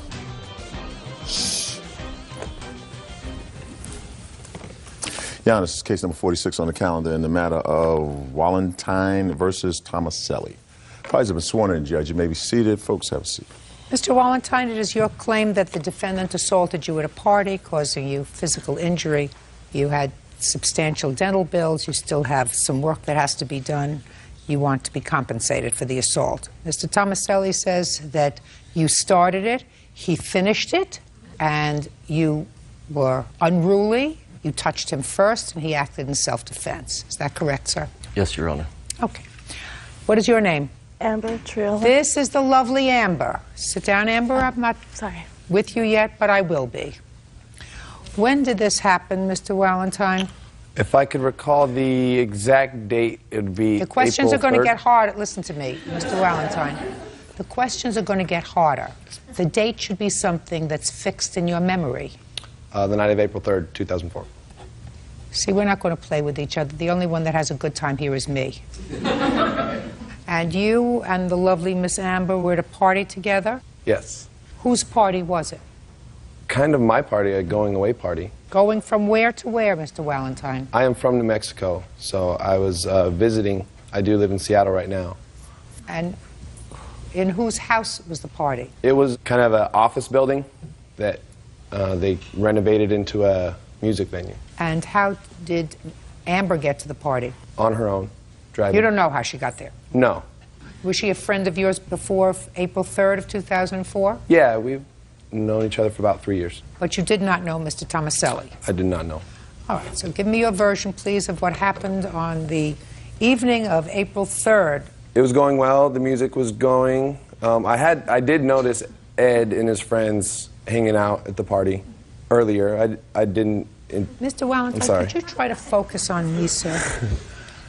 Focus on me. Not up in the air, not in the heavens, not at your shoes. Try to focus on me. So when you're thinking, you can think and look at me at the same time. Okay. Okay. To my left, Amber was standing in the corner, talking with some friends. We gave each other a hug. We ended up talking for about another 5 minutes. Finished continuing going into the hallway where Ed was standing. She said, "Oh, hi, Ed. This is my friend PJ." "Hi, Ed." And instead of extending his hand out to greet me, he just cocked back and punched me in the face. And at that point, I started bleeding. I stepped back and exited, went to my car because I'm bleeding. I didn't want to fight. I just went, it's my party. How come you didn't call the police? Because he had left already. Sure, I could call. How do you know he left already if you went to your car? Because Amber dragged him out, and I noticed this while I was leaving. Okay, Mr. Tomaselli, now let's hear your version of the events. On this night, I'd gone to the party. I was with my friends. How did you get to the party? I had taken Amber out for a couple of cocktails earlier, and while we were having cocktails, I don't drink, but Miss Triola was. She said she was going to a party she was going to bartend at. "Would you like to go?" I said, "Sure." We were going to hook up, go to this party, hopefully go home later to my house. Maybe not. We weren't an item at that time. Could we, listen, I'm not interested in the potential romance. Okay, but this is how I got... I'm just interested in how you got there. So you knew her before. Yes, Your Honor. How long had you known Amber? About a year and a half. Had you dated? Yes, Your Honor. You dated exclusively or just off and on? Off and on. All right. So you saw her on the evening of April 3rd. You had a couple of drinks with her, and then she invited you to come to this party. I did not drink, Your Honor. I don't drink. I haven't drank in years. I'm a wrestler, athlete, professional athlete. Okay. I didn't drink. So I went to this party. Amber was already there. We were standing in a circle. Who was we? Me, my friends, and Amber. Could you look at me when... Mr. Wallenstein came in from outside, started snuggling up next to Amber. Amber introduced us all. I said, "That's messed up," because they were snuggling. I thought I was going to be with Amber, so I walked away. When I was walking away, Mr. Wallenstein came up behind me, pursued me down this hallway, and said, "What's up, dog?" Okay, he did not put his hand out. He had his hand clenched, and he reached out to me. Through my experience... How did you see that, sir, if you were walking away and he was behind you? I was in the hallway where I turned around to see what was going on. I walked through the hallway. There was a lot of people. I turned around to see where my buddies were, and Mr. Wallenstein was behind me. Yes. He put his hand on my shoulder, said, "What's up, dog?" How did he put his hand on your shoulder? Reached out towards me. Touched your shoulder. Yes, Your Honor. Yes. At that time, I turned around and said, "I'm not your dog." And yes, I did hit him. Through my experience and expertise, I know when someone comes up behind you and says, "What's up, dog?" he has bad intentions. A man this size has the potential of hurting me, someone my size, very badly. All right, Amber. Front and center. You and Mr. Tomaselli were out earlier that evening? Yes. Mr. Tomaselli did not drink? No. You got to the party? You went with him? No. You went in your own car? I believe so, yes. Try getting it more specific than that. Did Yeah, you go in I your own drove. car or did you go with Mr. Tomaselli? No, I drove. So you met there? Yes. Why do I feel as if I'm telling this story by myself? These are not trick questions. They may get harder, but right now they're not trick questions, Amber. Do you understand? Mm-hmm. All right. You were present at the time that Mr. Valentine was struck in the mouth? Yes. Tell me how that happened. Try looking at me when you tell me how that happened. We were talking, Patrick and I, and Mr. Tomaselli walked up and I said, "Hey Ed, how's it going?" You know, I gave him a hug, told him hi. And I introduced him to PJ, and instead of them meeting each other, he just socked him in the face. Why would he do that? Jealousy. He wasn't drunk or anything, right? No. He was clearly angry because he said, "Hey, that's messed up." Right, Mr. Tomaselli? Yes, Your Honor. Now, who are you? My name's Kyle McElroy. Kyle, you were there that day. I was there that evening. Good. And I know that you're dying to tell me your version of these events, aren't you, Kyle? I can't wait. Well, then just step up here, Kyle. Kyle, how old are you? I'm 21. How long have you known Mr. Tomaselli? I knew none of the parties that night. How'd you get to this party? Through a friend of mine. It's a Wednesday night kegger that, as far as I knew, it was like a deal that they had every Wednesday. Wednesday night, the West Wing is on. Why would anybody want to go to a kegger? So, would you like me to tell I my story? would. Would you? Okay. Like he said, we were standing there talking. Amber, we were sitting there talking to Amber. This guy walked up. We were introduced. We were standing there. Then Ed got, frustrated, decided to... Just a minute. I'm going to ask you to speculate. Why did Ed get frustrated? Well, like you say, the girl he thought he was coming to meet at the party was... Canoodling. Canoodling. So... with somebody else. Yeah, exactly. Like I said, I saw Ed walking away. The guy kind of came up behind him and kind of turned his shoulder. "What's up, dog?" Ed said, "I'm not your dog." Well, you just did something. You said, "What's up, dog?" And then you did something like extend your hand. But kind of, yeah, well... What does that mean? Well, like I said... Touched him on his shoulder, right? Yeah. Ed took it as a threat, obviously. Punched the guy. And sit down. Thank you. You too. Mr. Tomaselli, you're clearly a very powerful young man. You are proficient in the martial arts. Yes, Your Honor. One of the things that they teach you, because I know I have grandchildren who take these martial art classes, is you're supposed to be able to control yourself, Mr. Tomaselli, right? Yes, it's all Your Honor. about control, right? Yes, Your Honor. I don't think you controlled yourself well that night, Mr. Tomaselli. I think you got very angry. You can't even make an excuse that you'd had something to drink, but you hurt him badly. And there was no aggression on his part, not even according to your witness. He was probably stupid drunk, but he's just sort of a big goof. Mr. Tomaselli, I want you to trust me. He's really just sort of a big goof. If you say so, Your Honor. Well, Mr. Tomaselli, he didn't come up behind you, spin you around, and punch you. He came up, he put his hand on you, and said to you, "What's up, dog?" Now, I don't know what that means, and I may be out of things. My children are older than Officer Bird's children. Do you know what "what's up, dog" means? What does it mean? How you doing, man? How you doing? That's what it would seem to me to mean. What's up, dog? It's not necessarily a term of endearment, but it's not, choose your weapons. We're going to, we're going to joust. Not from my mouth, at least. Oh, you're just a big... Doughboy. He's you know, you know what I mean? You know what I mean? Yeah. Not a bad guy. Let me see your dental bills, Mr. Valentine. The first occurred is for the infection. I got all puffed up and in pain. I couldn't sleep for 3 days, and you're right. That I had know. to get antibiotics, painkillers, so I could finally sleep and go back to work. Which tooth was it? The tooth that's missing? Yeah. That one? You need an implant there? I still need to get my implant. Judge Judy continues in a moment. And later today, Where did you pick Mr. Holloway up? Commerce Casino. Who else was with him? 2 other gentlemen, like young, like 2 20-year-olds or something like that. Maybe that's what you were fighting with your fiancé about. real cases, real people. Judge Judy. Patrick Wallentine says fellow partygoer Ed Tomaselli punched him in the mouth. Ed says Patrick was too friendly with his date. What do you do for a living?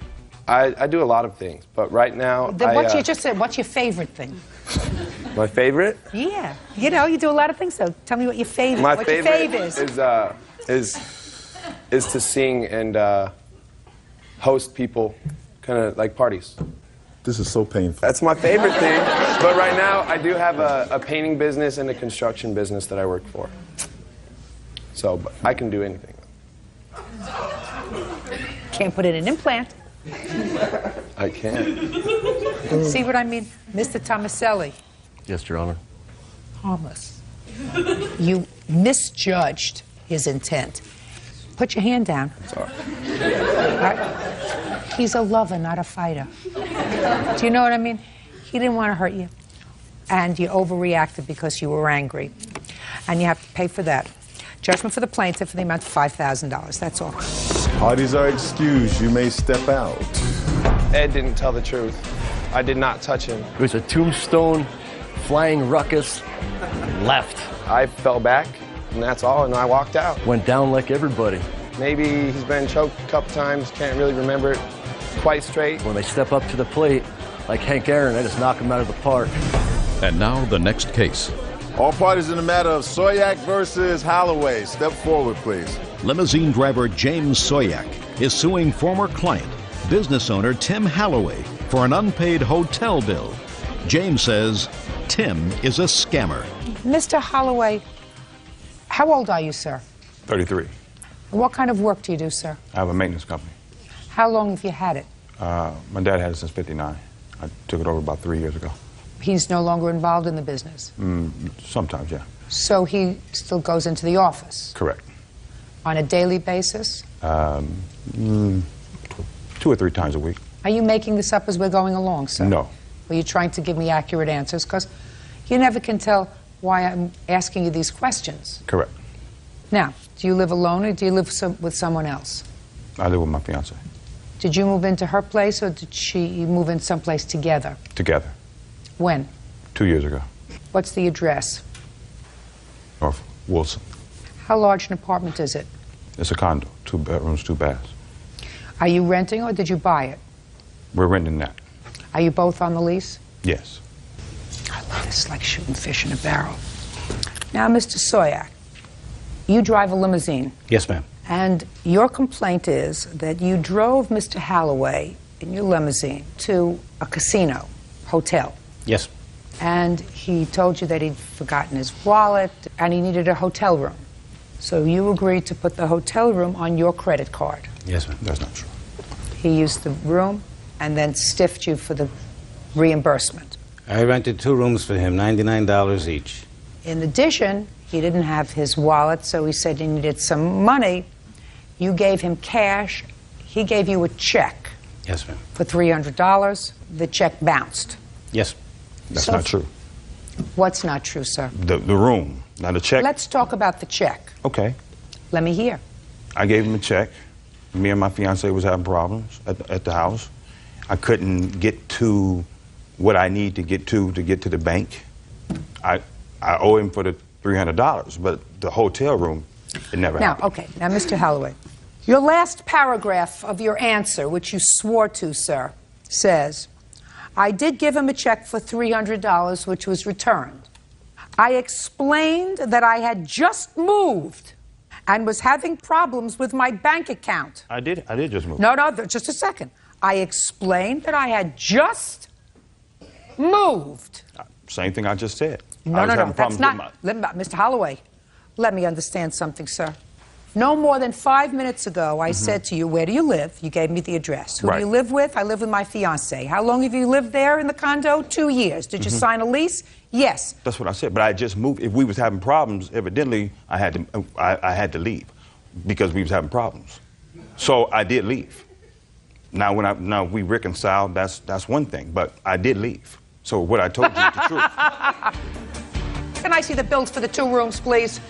Mr. Soyak, how long have you been driving a limousine? 10 years. Okay. You ever had this kind of trouble? Never. Mr. Soyak, let me explain something to you. Don't be an idiot.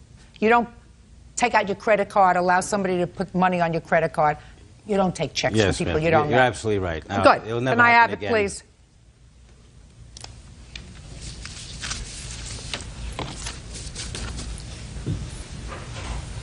The rooms you rented for $99, but he certainly did a lot more damage than the $99. He drank everything in the bar. Plus movies, plus phone calls. I never went in the room. Okay. You owe him a whole bunch of money, sir. You owe him for these 2 hotel rooms. Who else was with you? Who else was with him, Mr. Soyak? He found a couple of young gentlemen. They were walking the street while we were in Old Town Pasadena. And he claimed he's a music producer. And I don't know how he knew these guys can sing, but he made friends with them and invited them later to be picked up in the car. And we drove them also to the Commerce Casino. He didn't want the other two men to sleep in the same room as him, so he wanted me to get a separate room for them. That's a lie. That never happened. It's not a lie because I have my witnesses Mr. Holloway, here. Mr. Holloway. I have my witnesses here. My other driver that picked him up Sunday. So you dropped him off and somebody else picked him up? Yes. Who picked him up? Richard. He's my co-driver. Step up, sir. Your last name? Thompson. Where did you pick Mr. Holloway up? Commerce Casino. Who else was with him? 2 other gentlemen, like young, like 2 20-year-olds or something like that. Maybe that's what you were fighting with your fiancé about. Judgment for the plaintiff in the amount of $1,113. That's all. Step out. Thank you.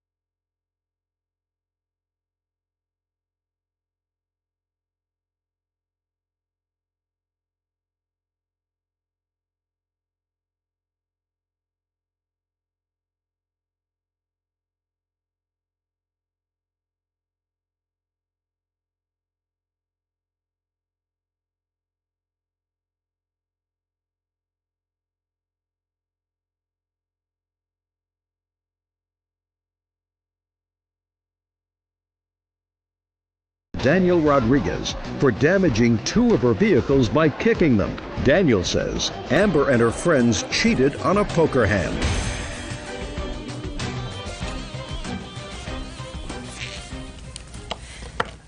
Now, this is case number 91 on the calendar in the matter of Hunting versus Rodriguez. Parties have been sworn in. You may be seated. Ladies, have a seat, please. Miss Hunting, according to what I read, there was a poker game that was going on in your home? Correct. And the defendant was one of the participants in the game. There was some sort of a disagreement as to who had the winning hand. Defendant lost, and you claim that in a tiff, when he left, he damaged your car. He says he didn't do it. How do you know him? He is just a friend of a friend, and he was invited to my house by our mutual friend. Do you have a regular poker game that goes on in your house? No, it was just for fun. How many people were there? 6. Men or women? There were 2 women and 4 men. How many of the men did you know?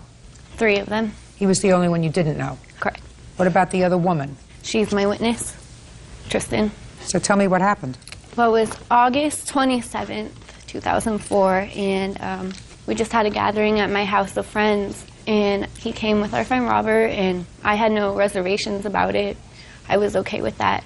And I think he had been drinking before he came over, but I still wasn't really concerned.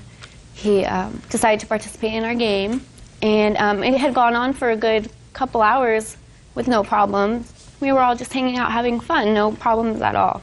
And then when he had thought he won a hand and there was some questions about it, he kind of got defensive and aggressive when we tried to tell him otherwise. And he got angry at us, and he started calling names and pushing people and getting up and getting violent. So what happened next? Well, we tried to break it up. He tried to fight my boyfriend. He was calling names. He picked up a bike and actually threw it across the deck and bruised my friend's arm. I have a picture. Did you do that? No, ma'am. Why would she make up such a story? I don't know. I can't Did you really lose a hand in speculate. poker? No, ma'am. I still remember the hand. Well, was there some sort of a dispute as to whether you won? Yes, ma'am. So you won the game, Yes, ma'am.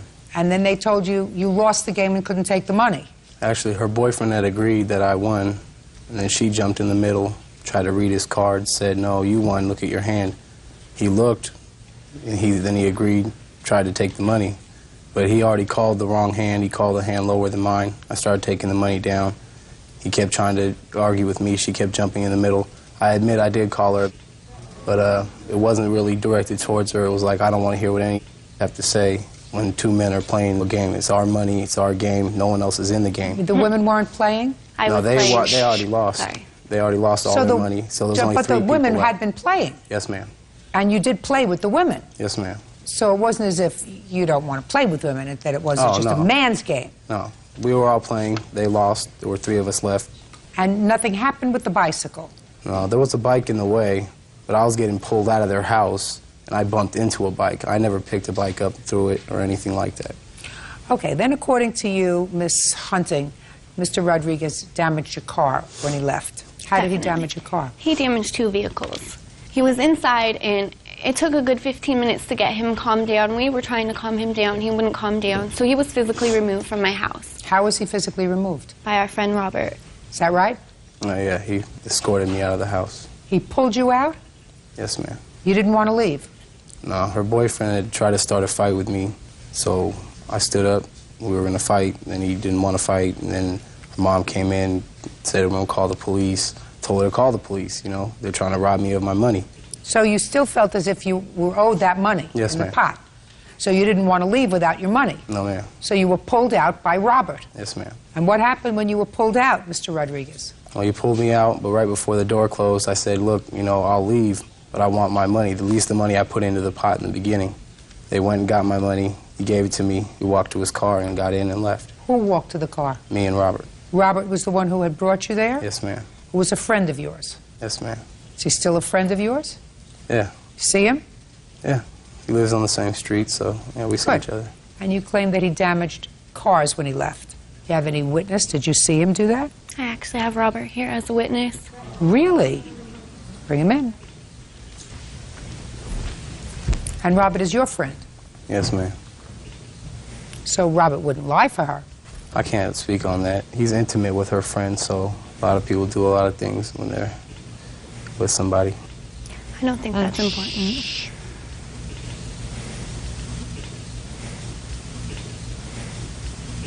Swear the witness, please. Raise your right hand, sir. Do you swear to tell the truth in these matters? Yes, I do. State your name for the record, please. Robert Silva. Mr. Silva, Mr. Rodriguez says that you're a friend of his. Is that right? That's correct. How long have you known him?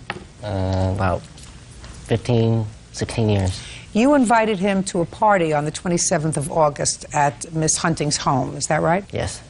You were playing poker? Yes. And there was some sort of a dispute over a winning hand.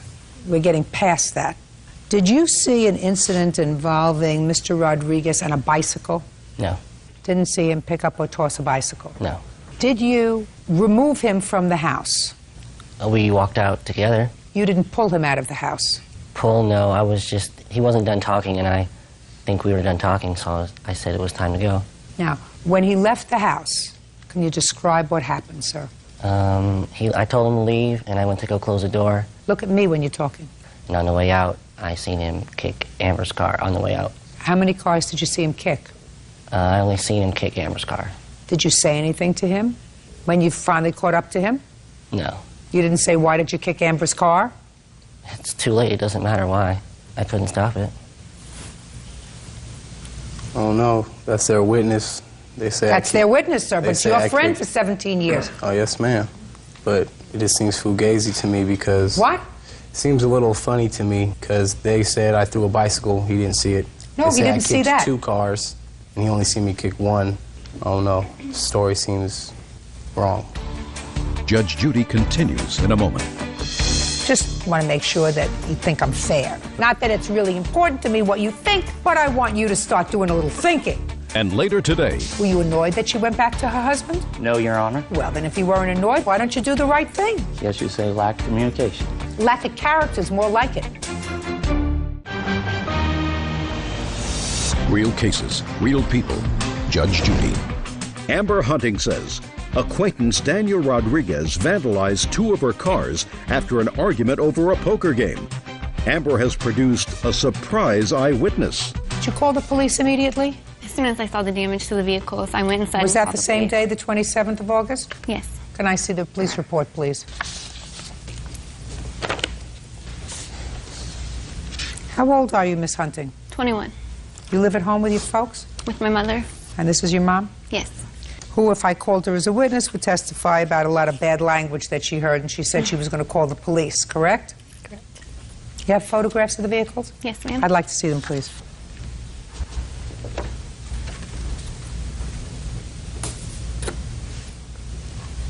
Well, the detective who responded saw the following, Mr. Rodriguez. He saw the damage to the cars. The issue is really, was this old damage, new damage?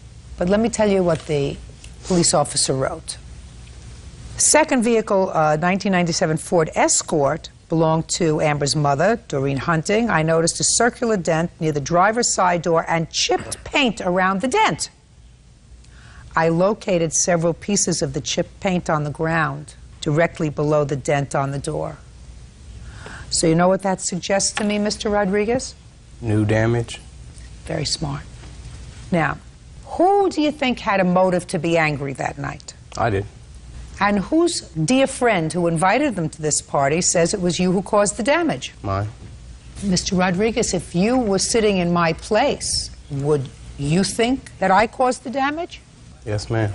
Good. Just want to make sure that you think I'm fair. But not I'd that also it's, would not think that it's that- really important to me what you think, but I want you to start doing a little thinking. What are the estimates to fix these 2 dents? $1,893. Together? Yes. That's a bargain. So not only didn't you win, sir, at poker that night, but your temper is going to cost you $1,893. Judgment for the plaintiff. That's all. Parties are excused. You may step out. I think it was drunkenness, and nobody was really listening to each other, and emotions run high when drinking is involved. There were a bunch of people playing a game of poker who were too drunk to know how to really play. It wasn't that big of a deal till my vehicles were damaged. They were talking, they wanted to call the police, wanted to fight. He was my friend's friend. I didn't think it was necessary. I had hoped that he would calm down. I told him to call the police. I thought it was a good idea. I just wanted to handle it right and take care of it, but he denied it. You gotta do what you gotta do. It's no big deal, you know. I've known him 15 years. It's just one night. Thank you for showing up and taking care of everything, and I'm glad everything's over with. And now the next case. All parties in the matter of Kerr versus Guthrie. Step forward, please. 26-year-old account manager Lisa Kerr is suing her ex-boyfriend, Private Eye Gary Guthrie, for a loan to buy a spy cell phone. Gary says the spy equipment was a gift. Miss Kerr, who is this? This is my witness, my friend Lindsay. Mr. Guthrie, who is this? This is my brother Adam in witness. This is the situation as I understand it. You and Mr. Guthrie dated briefly. Was it a time you were separated from your husband? Yes, ma'am. And for some strange reason, according to you, Mr. Guthrie, who needed some spy equipment, that's your business, you're in security, surveillance, and you agreed to put it on your credit card, this piece of equipment that he saw that he liked. And you did. According to you, he said he was going to pay for it. The piece of equipment came, you and Mr. Guthrie no longer an item. Mr. Guthrie says that the spy equipment doesn't work. Correct. So he's not paying for it, right? Yes, Your Honor. If it worked, were you going to pay for it? Well, Well is not an answer, Mr. Guthrie. Well, I if it assumed it worked, was listen to me very carefully, sir. If it worked, were you going to pay for it? Just a second. The questions get harder. What's your first name? Gary. Gary? Listen to me, Gary. Try not to play with me, sir, otherwise you're going to look like an idiot. If it worked, were you going to pay for it? Yes, Your Honor. That wasn't hard, was it, Gary? No. Did you actually think you were going to come here and make a fool out of me? No. So it didn't work. And you told the plaintiff it didn't work, right? Yes, ma'am. And so the company said, send it back to us, and while you're not going to get your money back, you can buy additional merchandise. Or switch it out for another one that might work if it Or came. switch it out. Yes, ma'am. And you understood that, right, Gary? Yes, Your Honor. See how mellow Gary is getting now? Gary gets it now. Because in Gary's answer, he thought he was being a wise guy, and he told me first it was a gift from her, that she bought him a gift. And then she changed her mind because she went back to her husband and they got this big bill, and that's why she's probably coming after him. That didn't ring true to me. So that's why I asked Gary if he was intending to pay her back for it if it worked. You understand, Gary? Then you bring along genius with you over here. Because the idea was, according to you, and you agree, that you were told to pack up the old equipment and send it back to the company. And you brought her over the box. No, I didn't actually bring the box. How did she get the box? Through my brother. He brought her the box. Yes. And she paid for sending it back. That's correct. Not you. She paid for sending it back. Now, genius, you can stand up. Lisa Kerr says ex-boyfriend Gary Guthrie owes for a loan to buy a spy phone. Gary claims the phone was broken and he tried to return it. You got a first name? Adam. You didn't pack up the spy equipment, did you, Adam? I was told Is not an answer. I did pack up the equipment, You did? but I grabbed the wrong device, apparently. What does that mean, genius? When I gave it to Lisa and she shipped it off, they could tell her it was the wrong device. But I did not know because my brother was out of town. It was a phone call that told me to pack up the device. What did you tell your brother to do? I told him to grab my cell phone and back it up to get to her. Your cell phone? Well, that's not a spy piece of equipment that costs $3,400. Well, if you've seen my other cell phones, you'd understand that I have a lot of cell phones, and all my cell phones are pretty high-tech. I somehow think, Adam, that this was a little scammy-whammy that was going on here, kids. You sent back the wrong thing. Did you send back the wrong thing? Yes, by accident. Ultimately, you found the device and it had not been sent back, right? Correct. When you found the device that had not been sent back, what was the first thing you did? Well, I told her I obviously must. So the first thing you did was call her. I tried to attempt to. I wasn't able to get in touch with her. So you did call her. Yes, once I found out it was the wrong device. Well, then I want to know, what date did you find out it was the wrong device? Mid-December, somewhere in the middle of December. And when did you find out that they didn't receive the device? It was right around December the 18th or 20th. And when did Mr. Guthrie call you? I actually never spoke with him about that until I had left to go on Christmas vacation, and I ended up breaking my leg. So I was out of commission for a few months, and I finally got a hold of him again in March. So between December, when he found out that he did not give you the right piece of equipment, and March, are you telling me he never called you? Not that I spoke with him, and not a message that I got from him, no. So he never called? No, ma'am. As far as you know, he never called? Right. What did you do with the piece of equipment, Gary? Well, come mid-April, we were fishing, and I was trying to get the device to work, which is the whole issue, how it didn't work. And out of frustration, it actually ended up in the lake. So, Gary, who do you think ought to pay for this piece of equipment? Well, my assumption, seeing that she didn't call me back for that period of time. Didn't call you back. Did you send her a letter? I didn't send a certified letter, Your Honor, no. Did you send her back the piece of equipment and say, I'm sorry, my idiot brother made a mistake? The answer is no. The answer is you took the piece of equipment and you threw it in the lake. It's according to you. I don't know whether I believe you or not, but that's according to you. When did you throw it in the lake, Gary? Let's see, April, mid-April. So you could have done a lot of things. The first thing that you could have done was try her once on the phone. If I believed that, you couldn't get her in. So you packed the piece of equipment up and say, I'm sorry, this was a big mistake. That's in December.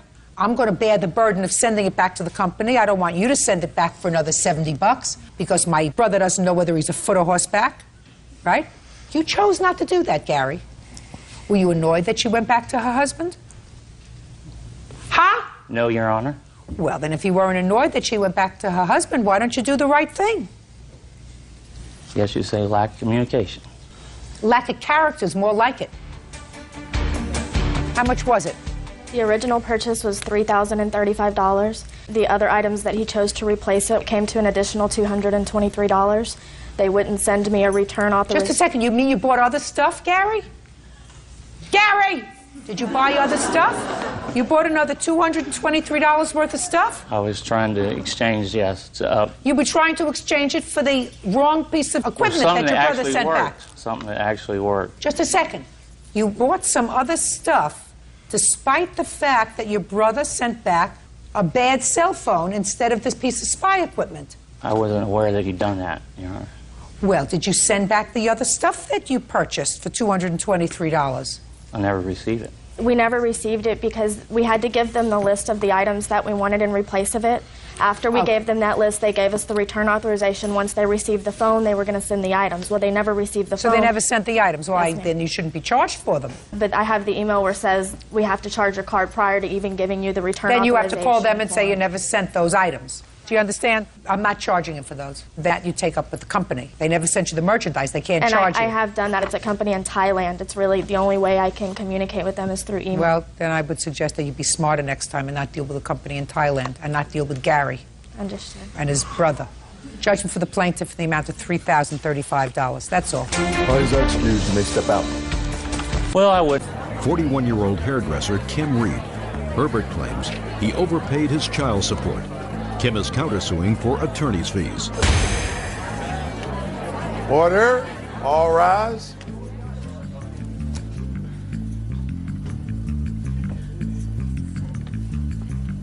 Yeah, this is case number 336 on the calendar in the matter of Biggert versus Reed. Parties have been sworn in, Judge. You may be seated. Sir, have a seat.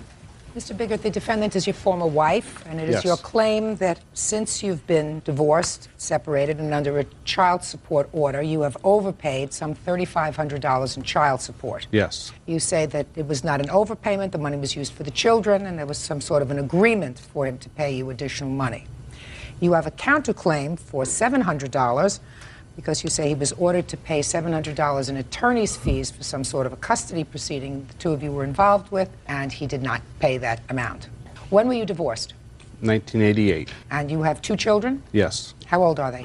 Howard is 18 and Sarah is 16. And what was the child support order? It was approximately $1,200 per month. And during what period of time did you overpay? I'm assuming it was over the whole period because when I received the paperwork from the court, it just said we did an investigation from the time you started paying child support until the end of August. So over a 13-year period? Yes. And you can't definitively say over what period of time you made these overpayments? No.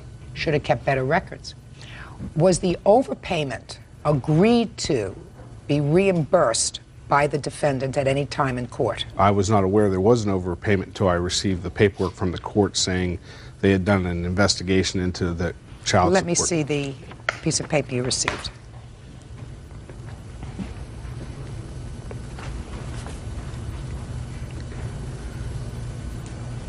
At the time you received this order, it indicates that $3,573.85 was overpaid over the course of 13 years. Yes. I'll hear you. All the money that I got was spent on the kids. Were you aware of the fact, Mrs. Reed, that you were being overpaid? Not at the time, no, because the checks always fluctuated. When did you become aware that you were receiving too much money? About a month and a half ago when I got it through the mail. And when did you become aware of the fact, sir, that you had overpaid child support? When I received that notice in the mail from the When court. did you remarry, Mrs. Reed? May of this year. Prior to that, both children lived with you? Yes. And did your former husband see the children regularly? No. Did you see the children? At times, but not. You have a reasonable relationship with your children? Yes. Do either of your children live with you now? I have custody of my daughter, And how old is she? 16, Which she does not live with him. Who does she live with? my second ex-wife. Do you pay child support to your second ex-wife? I reimburse her for any expenses that she incurs for my daughter, or I pay the expenses directly. Under what circumstances did your daughter leave your home? I think it was because I finally got help raising the kids, and I think it was too structured and she didn't like it. Do you work? Oh, yes. I have a beauty salon. Are you under a current child support order for your 16-year-old daughter? No. How come? Well, probably when she went to live with her dad, it was all of a sudden, and I was told she was moving in with her father. 3 weeks later, I find she's living with her stepmother. So I was not very happy about that. And no one's ever requested child support from me. But as my income compared to his income, I don't think there would be much anyways. I'm not so sure. Well, how many children do you have? 5. How many children do you have? 2. I guarantee you if somebody requested child support, you would pay it. Oh, definitely. What kind of income did you have at the time that the children were living with you? It was about $11,000 a year.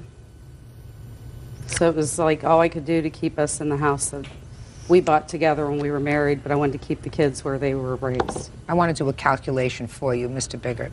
Maybe it will make you feel better. Difference of $3,500 over the 13-year period. Do you know what that comes out to, Mr. Biggert? $22 a month. Yes. Or $5 a week. So nobody got rich on that difference. And quite frankly, I don't feel justified in saying to the defendant, who really didn't know that she had received an overpayment, now you have to come up with $3,500, unless you can tell me that you don't think that she spent that $5 a week, at least in part, on the children. Well, I think, Your Honor, that she's probably spent more than that, and I spent more than that over that 13-year period myself. Right. That's a good thing. Okay. You want to tell me about this counterclaim that you have? Yes, I've got information that he was to pay for our son being custody changed last year. It was ordered that he pay me the amount of $900. $900 for what? The attorney fees for the custody. What happened with that custody proceeding? Well, actually, my son come back to live with us, with LG and I, and the 900 attorney fees, it says here, was to be paid to me to pay my lawyer. And so far, Herb's paid 200 of it, and said he would pay me, or if I paid the other 700, he would deduct it from the 3,500 that I owed, and he would only be suing me for the 2,800. Mm-hmm. And I just didn't feel that was correct. What did you feel was correct? Because I have a court order here stating that he's to pay it. You have a court order that he was to pay $900 for your attorney, and he's got a court order that says that he's supposed to pay so much for child support. He overpaid you in child support. You want me to give more recognition to your order than to his? No. So why should he pay you a penny? Real cases, real people. Judge Judy. Herbert Biggert says ex-wife Kim Reed owes for the return of child support. Herbert claims he overpaid and Kim kept the money. Go ahead. This was supposed to be paid back in January, and it was not paid. I understand. Well, that's your counterclaim. He's what? Your Honor, if I might, you said yourself we were talking about $5 a week over 13 years. Right. But it accumulates to $3,500. Exactly. Right. This court order was basically after the fact as far as paying the attorney fees from a change of custody. Mm-hmm. That's why the countersuit. When was the order? January 9th, 2001. Okay. No, he was still paying child support in January of 2001, sir. Yes. He was still overpaying child support in January of 2001. But we didn't know until now. I understand that. But for you to suggest that I'm going, or anyone would order him to pay you $700 or $900 for your attorney's fees when you have collected $3,500 in excess of the child support award, even over 13 years, is ludicrous. It's ludicrous. Especially, Ms. Reed, since And I don't know all of the facts, but you have a 16-year-old for whom you are paying zero support. Because I was never ordered yet. If a man, Miss Reed, if a man said that to me in court, I don't have to pay child support because I was never ordered to pay it, I would wipe up the floor with them. You don't have to be ordered to pay support for a minor child. That's your obligation. That's your obligation as a parent. But I do not have the funds that he has. And, doesn't make any difference. But if my daughter needs something, I do go get her and take her. No. You don't have to have the same funds that he has. Child support obligations are supposed to be fair. And you have perhaps less funds than he does, and he has more obligations than you do. You have yourself and your husband, and he's got himself, and he has at least 4 children that he's supporting. One is emancipated, but he has 4 children for whom he pays support, including your daughter, who is no longer living with you. So you should be paying something to his ex-wife every month. To his ex-wife, I would. Well, then you should be, and you don't have to wait for a court order to do that. Well, see, I never understood how all this went. When I had both my children, he paid me. When he had Howard, or one of my children, and I had the other, it just got cut in half, and I didn't have to pay for Howard, so I didn't understand that I really should have to pay for her. And knowing that, I have no problem. I just didn't know. Well, just a minute. I mean, I just want you to think about this. Howard went to live with his father, so he paid you half of what he had been paying. Right. Why should he pay you anything? I don't Why should he pay you anything? Now, you have 1 child, he has 1 child, and you each support the 1 child that you have in your custody. You think it's sort of fair that his child support order was cut in half. To me, you have far fewer obligations. You have a working mate, and if 1 child is living with you and 1 child is living with him, then what you do is you each take care of the child that's living with you. We shouldn't have to pay you a penny. That's fair. I try to be a fair person. In any event, Mr. Biggard, while I am minorly sympathetic with your position, the truth of the matter is, if you never got this piece of paper from child support enforcement, you would not have known that you had overpaid over the course of 13 years an additional $5 a week. Correct? Yes. You would have been able to sleep easier. Yes. Right? Not a big deal. On the other hand, because the money went for your kids. There's no question that if she had an extra $5 a week, she didn't go out and buy herself a sable coat. That be a fair statement? Yes. All right. On the other hand, it is the height of chutzpah. You know chutzpah? I know chutzpah. To suggest that I'm going to give you any part of your counterclaim after you have been enriched over the course of 13 years, the amount of $3,500. So your counterclaim is dismissed, your lawsuit is dismissed. Go, be nice parents to your children, don't fight anymore, and try to be happy. Thank you, Your Honor. Parties are excused. You may step out. Thank you. When the court determined that I had overpaid, and I thought it was fair to receive the money back. I spent it on the children. And now the next case. All parties in the matter of Aikman versus Ward. Step forward, please. 29-year-old store manager Christine Aikman is suing her ex-fiancé, 34-year-old auto mechanic James Ward, for the return of her belongings. James says she gave him the belongings in exchange for a car. Ms. Aikman, how long did you and the defendant live together? 6 years. When did you separate? We actually separated shortly after Christmas of last year. And according to your complaint, when he left, he took some property that was yours? Correct. And that he owes you for some rent. Mm-hmm. And Mr. Ward says he doesn't owe you anything for rent, and that the things that he took, it was a trade-off with a car that you had together. That you took the car, and that was the agreement that he would be able to take certain property. All right, so I have a few questions. When you lived together for this 6-year period, how did you handle the finances, Ms. Aikman? With his paychecks, he'd take care of rent, other little things. With mine, I'd take care of our cable, our lights, food, necessities. And how much was the rent? $5.95 plus gas. And when you had to buy things for the house, how did you do that? It would just depend on what money was where, what was left. So tell me about these things that you say that he took that belonged to you. What did he take? He took an antique bed that was given to me by my grandfather. My grandmother had passed away. I was also given her... Okay. So a bed that was a gift to you. Right. From your grandmother. Justice. Sure. Let's deal with one thing at a time, please. An antique bed that was a gift to you, not purchased, it was Gift to you. All right, Mr. Ward, let's deal with the bed. You took the bed. All I have is a box spring and a frame, and it was given to both of us by her grandfather. When you say her a box... mattress, I left the mattress. I'm not talking about the mattress. The bed itself, the... Just a steel frame and 2 box springs is all Not the a original headboard? bed. It doesn't Not have a headboard? No headboard, no nothing. Is that right? Yes, it is. Give me a break. What kind of an antique frame? I never heard of an antique frame. I heard of an old frame, but I never heard of an antique frame. She's had it forever. Oh, Miss Aikman, give me a break. Move on. What's next? All right. I also have a 27-inch color TV. Now, where did the 27-inch color TV come from? I purchased it with my tax refund about 4 years prior. 4 years ago while you were still together? Yes. While you were sharing your money? Correct. Okay. What's next? There's also the antique, or the quilt that my grandmother handmade that I cannot replace. Quilt?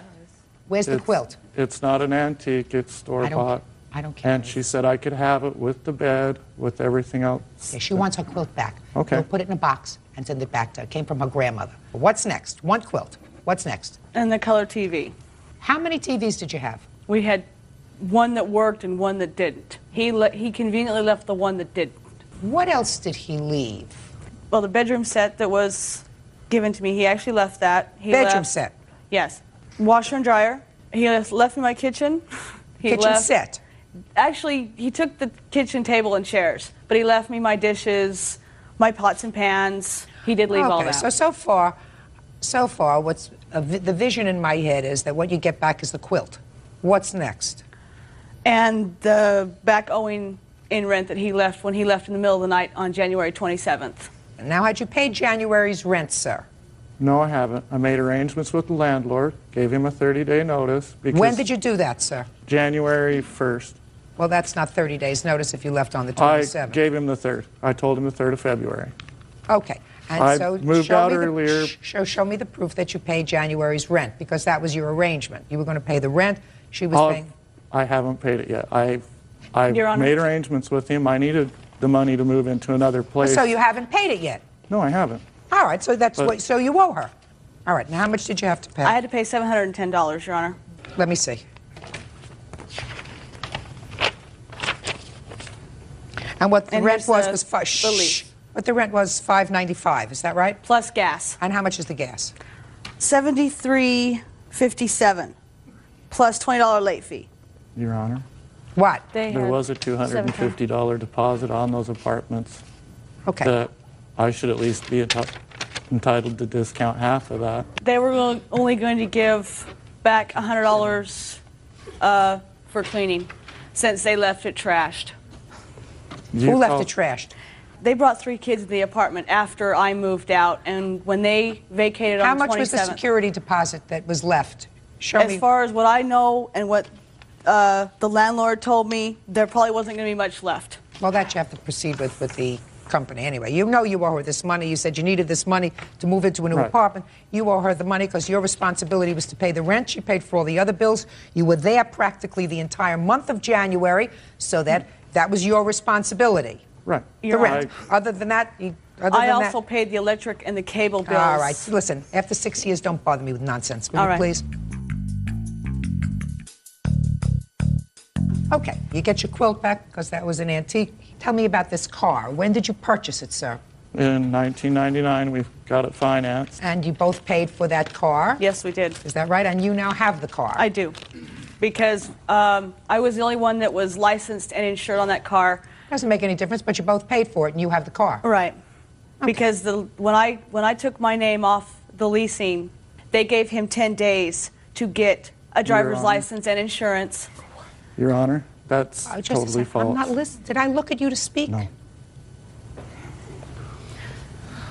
I was the only one insured. I don't care. What I'm saying to you is, let's be fair about this. You had a car that you drove as a couple for 2 years. Correct. You each paid a portion of what it took to maintain that car and to pay it off to finance it. Correct. Is that right? I'm still paying it off. Yes. Well, that's fine, but during the time you were both paying for it. Correct. You now have the car. you're getting the benefit of some of his payments for the car. Is that right? That's right. So why should he give you the last month's rent? Because I was kind enough to let him stay in the apartment, not kick him out when he didn't sign the lease. He hadn't signed the lease. He hadn't signed the lease. What difference did it make whether he signed the lease or not? He was paying the rent. So my question to you is, for 2 years, you each contributed to the monthly payment on a car. Correct. And how many years do you have left to pay on the car? November, I believe, of this year, it will be paid off. Fine. So now you have a car to which he contributed over the course of 2 years. Is that right? Correct. So you get nothing for rent. Goodbye. Have a good life. Have a happy life. Have a safe trip home. Parties are excused. You may step out. Judge underwriter Coney Cramblett for various unpaid loans. Coney says Roger's lawsuit is bogus. Come to order. All rise. Yeah, this is case number 588 on the calendar in the matter of Dangler versus Cramblett. Parties have been sworn in. Judge, you may be seated. Folks, have seats, please. Mr. Dangler, you and the defendant, according to the complaint that I've read, lived together back in the late 90s and separated sometime in 2000. That's correct. And you claim during the course of the time that you and the defendant lived together that she borrowed money from you, approximately $4,000. The defendant sort of acknowledges that you loaned her money, but said that during the time that you lived together, she worked for you in your business without pay and worked it off. She has a counterclaim for some property that she left behind. Correct. Okay. Tell me what the loans were for, the exact amounts, when the loans were made. Okay, we had verbal agreement on a lot of these items that I have here. Let's go, I'm ready. And part of them was for a lawn tractor that we purchased. There was a rebate. Just a second. A lawn tractor that you purchased. When? December 11th of 1998. 12/11/98. Now explain that to me. A lawn tractor that you purchased together? Coney purchased it through the company she worked for, but it was actually my tractor that I traded in to purchase this, and we were entitled to a rebate of $1,125. Yes. Well, the rebate come in form of a check, and I never received the rebate back to myself. And it was myself that purchased the tractor. Were you living together in 1998 when you purchased this tractor? No, we were not. But you moved in together after this tractor was purchased. That's correct. And then you lived together for 2.5 years afterwards. Oh, approximately 6 months we lived together. But we were together in a relationship for about 2.5 years. You want to give me your quick explanation, make it very fast, Ms. Cram. No, the rebate check was to go to me. For me working at John Deere and purchasing this tractor, we received like a 25% discount, which he received on the tractor. And in turn, there was no basically verbal agreement that he would get the monies as far as the rebate. I'm not even going to go there, Mr. Dangler. Stop telling me something that happened 4 years ago. I have a copy. Come on, what's next? What's next? This is not a loan. The only reason we're here is because did you just hear me? Okay. Let's get on to loan, Mr. Dangler. Computer repair. Okay. Computer repair. Let's hear the date. That was in October of 98. Tell me the story. Okay, she needed parts to replace a computer that she had that was wore out. And once we got the parts, we had another man work on it to repair it. So what? That's not a loan. He voluntarily Just wanted a second, to do that's it. not a loan, Mr. Dangler. I mean, do you think you're going to go back in the history of your relationship 4 years and tell me every time you spent a penny that you want back? He will. No. I didn't hear anything about a loan. For 4 years you didn't complain, or 2 years or 3 years you didn't complain. Now you're not together anymore, and now you want the money back. Is that what you're telling me? Yes. Wrong. That's not a loan. Let's go. Next. Okay, This is a relationship. He doesn't want the money. He just wants to harass me. That's Listen all to it me. is. The issue isn't the money. Ms. Cramblett, so far you're not losing, right? Okay. Right? I'm not So far- talking either. That's my girl.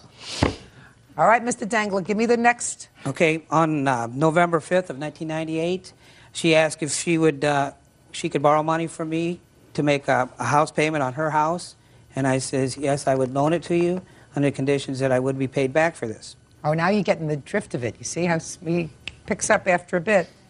How much was that? How much was that payment, sir? $561.37. Did he ever give you $561.37 in 1998?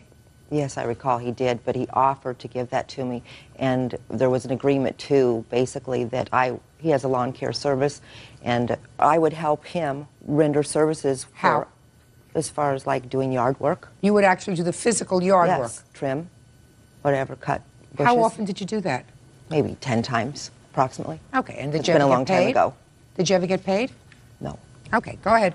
Mr. Dangler, what's next?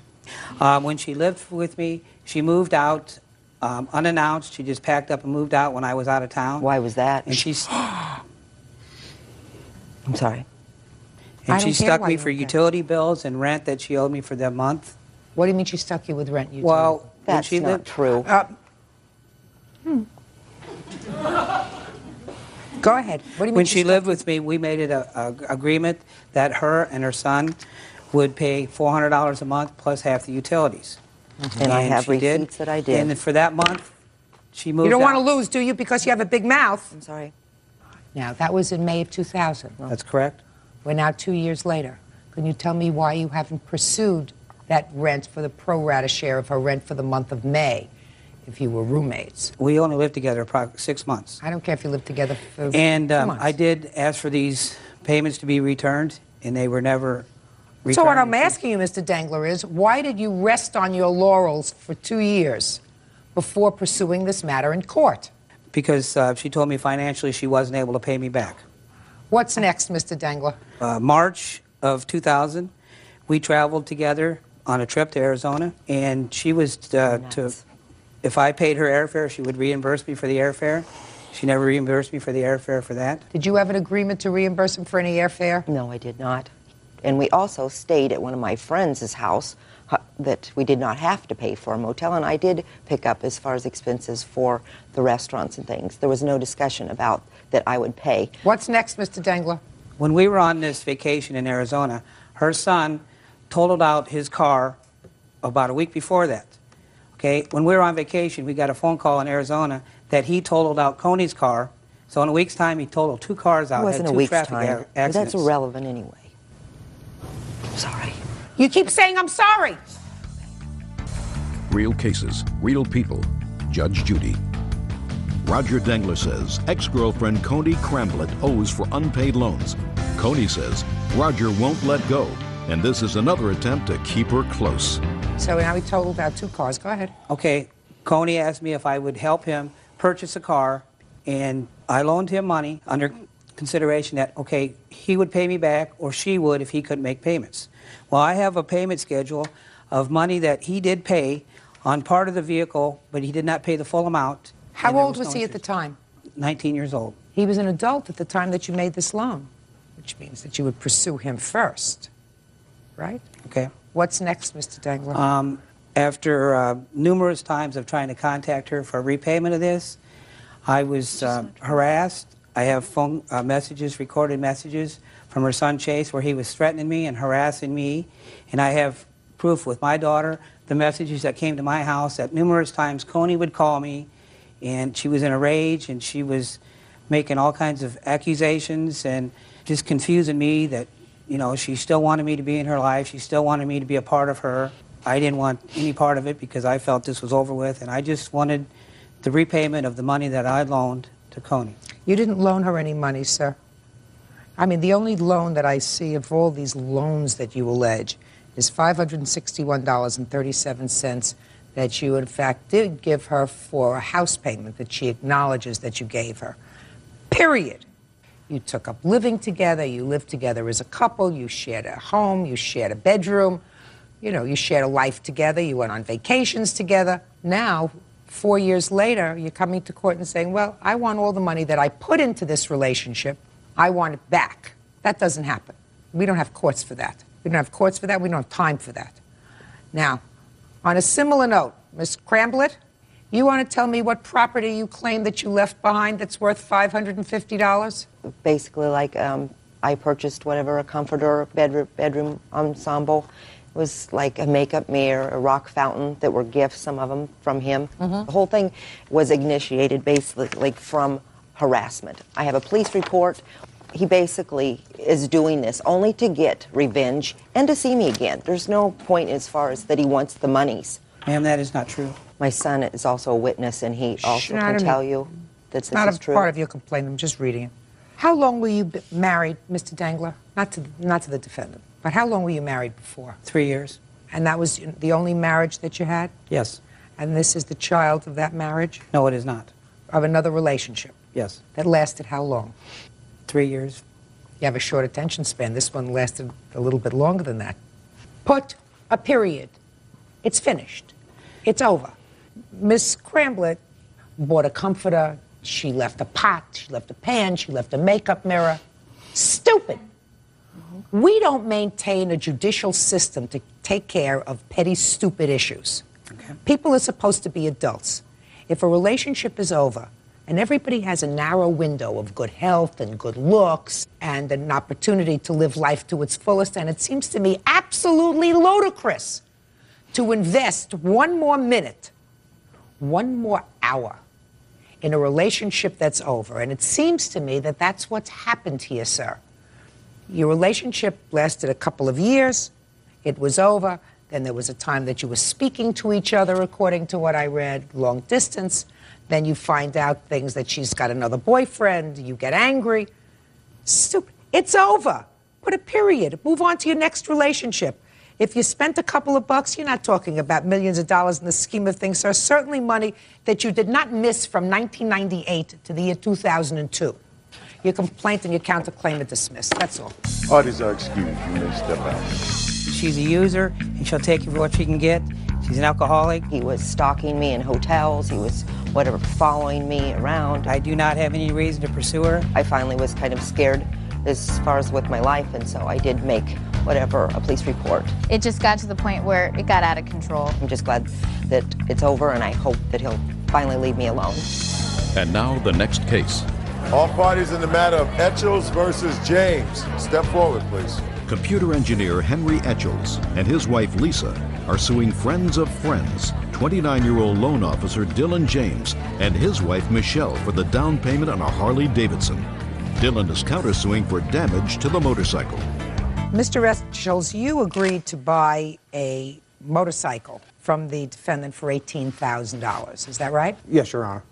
According to your complaint, you gave him at some point $600, and he allowed you to take the motorcycle. He was going to come by with a contract at some point in the future. You were supposed to give him $1,000 down. Is that right? Yes, Your Honor. You never gave him the $1,000 down, despite the fact that you took the motorcycle. Correct. But you did give him $600. At some point, either you decided you didn't want this motorcycle, changed your mind. He came to get the motorcycle. You said, you can't have the motorcycle until you give me my $600 back, right? Police were called. He wrote you a check. Stop payment on the check. Is that right? Yes, Your Honor. You want your money back. Yes, Your Honor. Mr. James says that you owe him for the 2 months that you had the bike. I don't know about that. And that you also did some damage to the bike. And the reason you stopped payment on the check was because he noticed that there was damage done to the bike when he got it home. Yes, Your Honor. Okay. How do you know each other? He's next door neighbor to one of my friends. How much money did he give you at the time he actually took physical possession of the bike? Nothing. Nothing. Nothing. You're not in business, are you? No, Your Honor. Why did you take possession of the bike, sir, before you paid for it? Well, the defendant told me that it needed a bonded title, which I didn't know what that meant. And I found out by doing some research that a bonded title might mean he didn't have a title. And in order to get a bonded title in the state of Arizona, you had to have an inspection done on it, which this bike required a horn, high beam, low switch, and a brake light. So that's minor stuff. So Right? I took, That's correct, minor stuff. except until you hear prices. Your Honor, I've Yeah, got receipts of getting all that repaired and all that stuff done, and it came out to $180. Yeah, I said, not a lot of money. That doesn't sound like a lot of money. So why did you take the bike? To do those repairs. Our agreement was that I would handle getting it ready for the inspection to get the bonded title, and he, the defendant, would handle getting the title afterwards. Okay. How long did it take you to get these things done? You know, I didn't get them all done. Without seeing a contract, I didn't want to go any further with it. So why didn't you return the bike? Just waiting for him to bring a contract. Where was it? In my garage. What did you do to it? Absolutely nothing. All I did was repair a brake light on it and fix a front brake that didn't work, and that was it. So you did do some work on it? Yes. Your Honor, I've got receipts showing that I had to get that brake light repaired. It wasn't fixed, and it stated on there that it didn't work. They stated on their receipt that it did not work. What kind of damage do you claim, Mr. James, that he did to the bike while it was in his possession? When I came over to his house, he was washing the pipes with steel wool, and chrome pipes you cannot do that with, and it left scratches all over the pipes. And this bike was a show bike, spinning magazines. And then I noticed there's a chip in the paint. It looks like maybe he dropped a tool on it or something like that. And then he had taken the gas tank off, where the gas tank goes over the frame. There's chips, and I've got pictures to show that. I'd like to see them. They're close-up pictures. I also have, this is before pictures.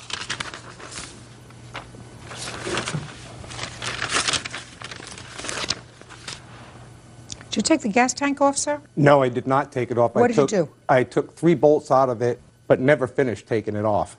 I thought you said you weren't going to do any work on this bike, sir, until you had a contract. Well, that's where it stopped, Your Honor. But you had this motorcycle in your possession for a month and a half. How do I know that you didn't drive it? I didn't drive it, Your Honor. How do I know that? How does he know that? My witnesses were his next How does he know neighbors. that you didn't get on it and take a spin around? I mean, that would seem to be sort of normal. Your Honor, I drove this from his house to my house. And that's it? And one other occasion, and the defendant knew about it, I had to get a horn. And I drove it to a shop. I didn't know how much a horn cost, and I let them look at it. Okay. You have any proof that that's not true? The only proof I have is that my witnesses had seen him on the motorcycle, heard his neighbors. I'll step up. Change places with him, please. Tell me your name. My name is Patrick Campbell. Mr. Etchells did specifically tell me that he drove it to his work and had shown it to some other colleagues that were interested in Harley Davidsons. Is that true, Mr. Etchells? Your Honor, that was the same day that I brought it to have the horn checked out. It's right near my work, and I told the defendant that I was driving it to work and I would stop by the motorcycle shop afterwards to So find the why horn. did you drive it to work for? That was the only time. What did you drive it to work for? I drove it to work because I had to go to work. I drove it to work because the motorcycle shop was right next to my job, and I took it over there to have the horn checked out so I could do it in one.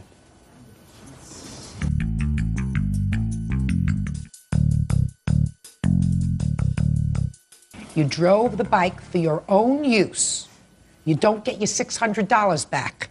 I find it outrageous that you kept the bike for a month and a half before you decided you didn't want it. I mean, I find you as a businessman, sir, a little bit lacking in intelligence because you don't give a valuable piece of property to somebody who's a stranger who you really don't know without contract, without some security. So if he used steel wool on your hoodinky,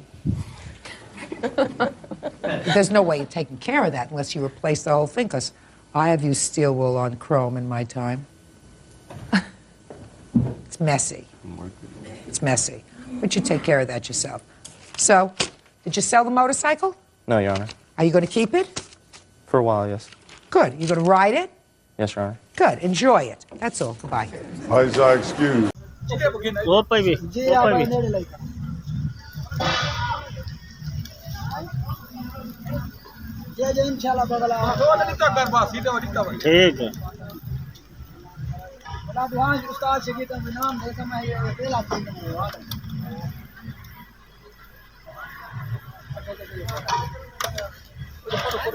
उधर धूम है यार कैसे नजर नहीं आते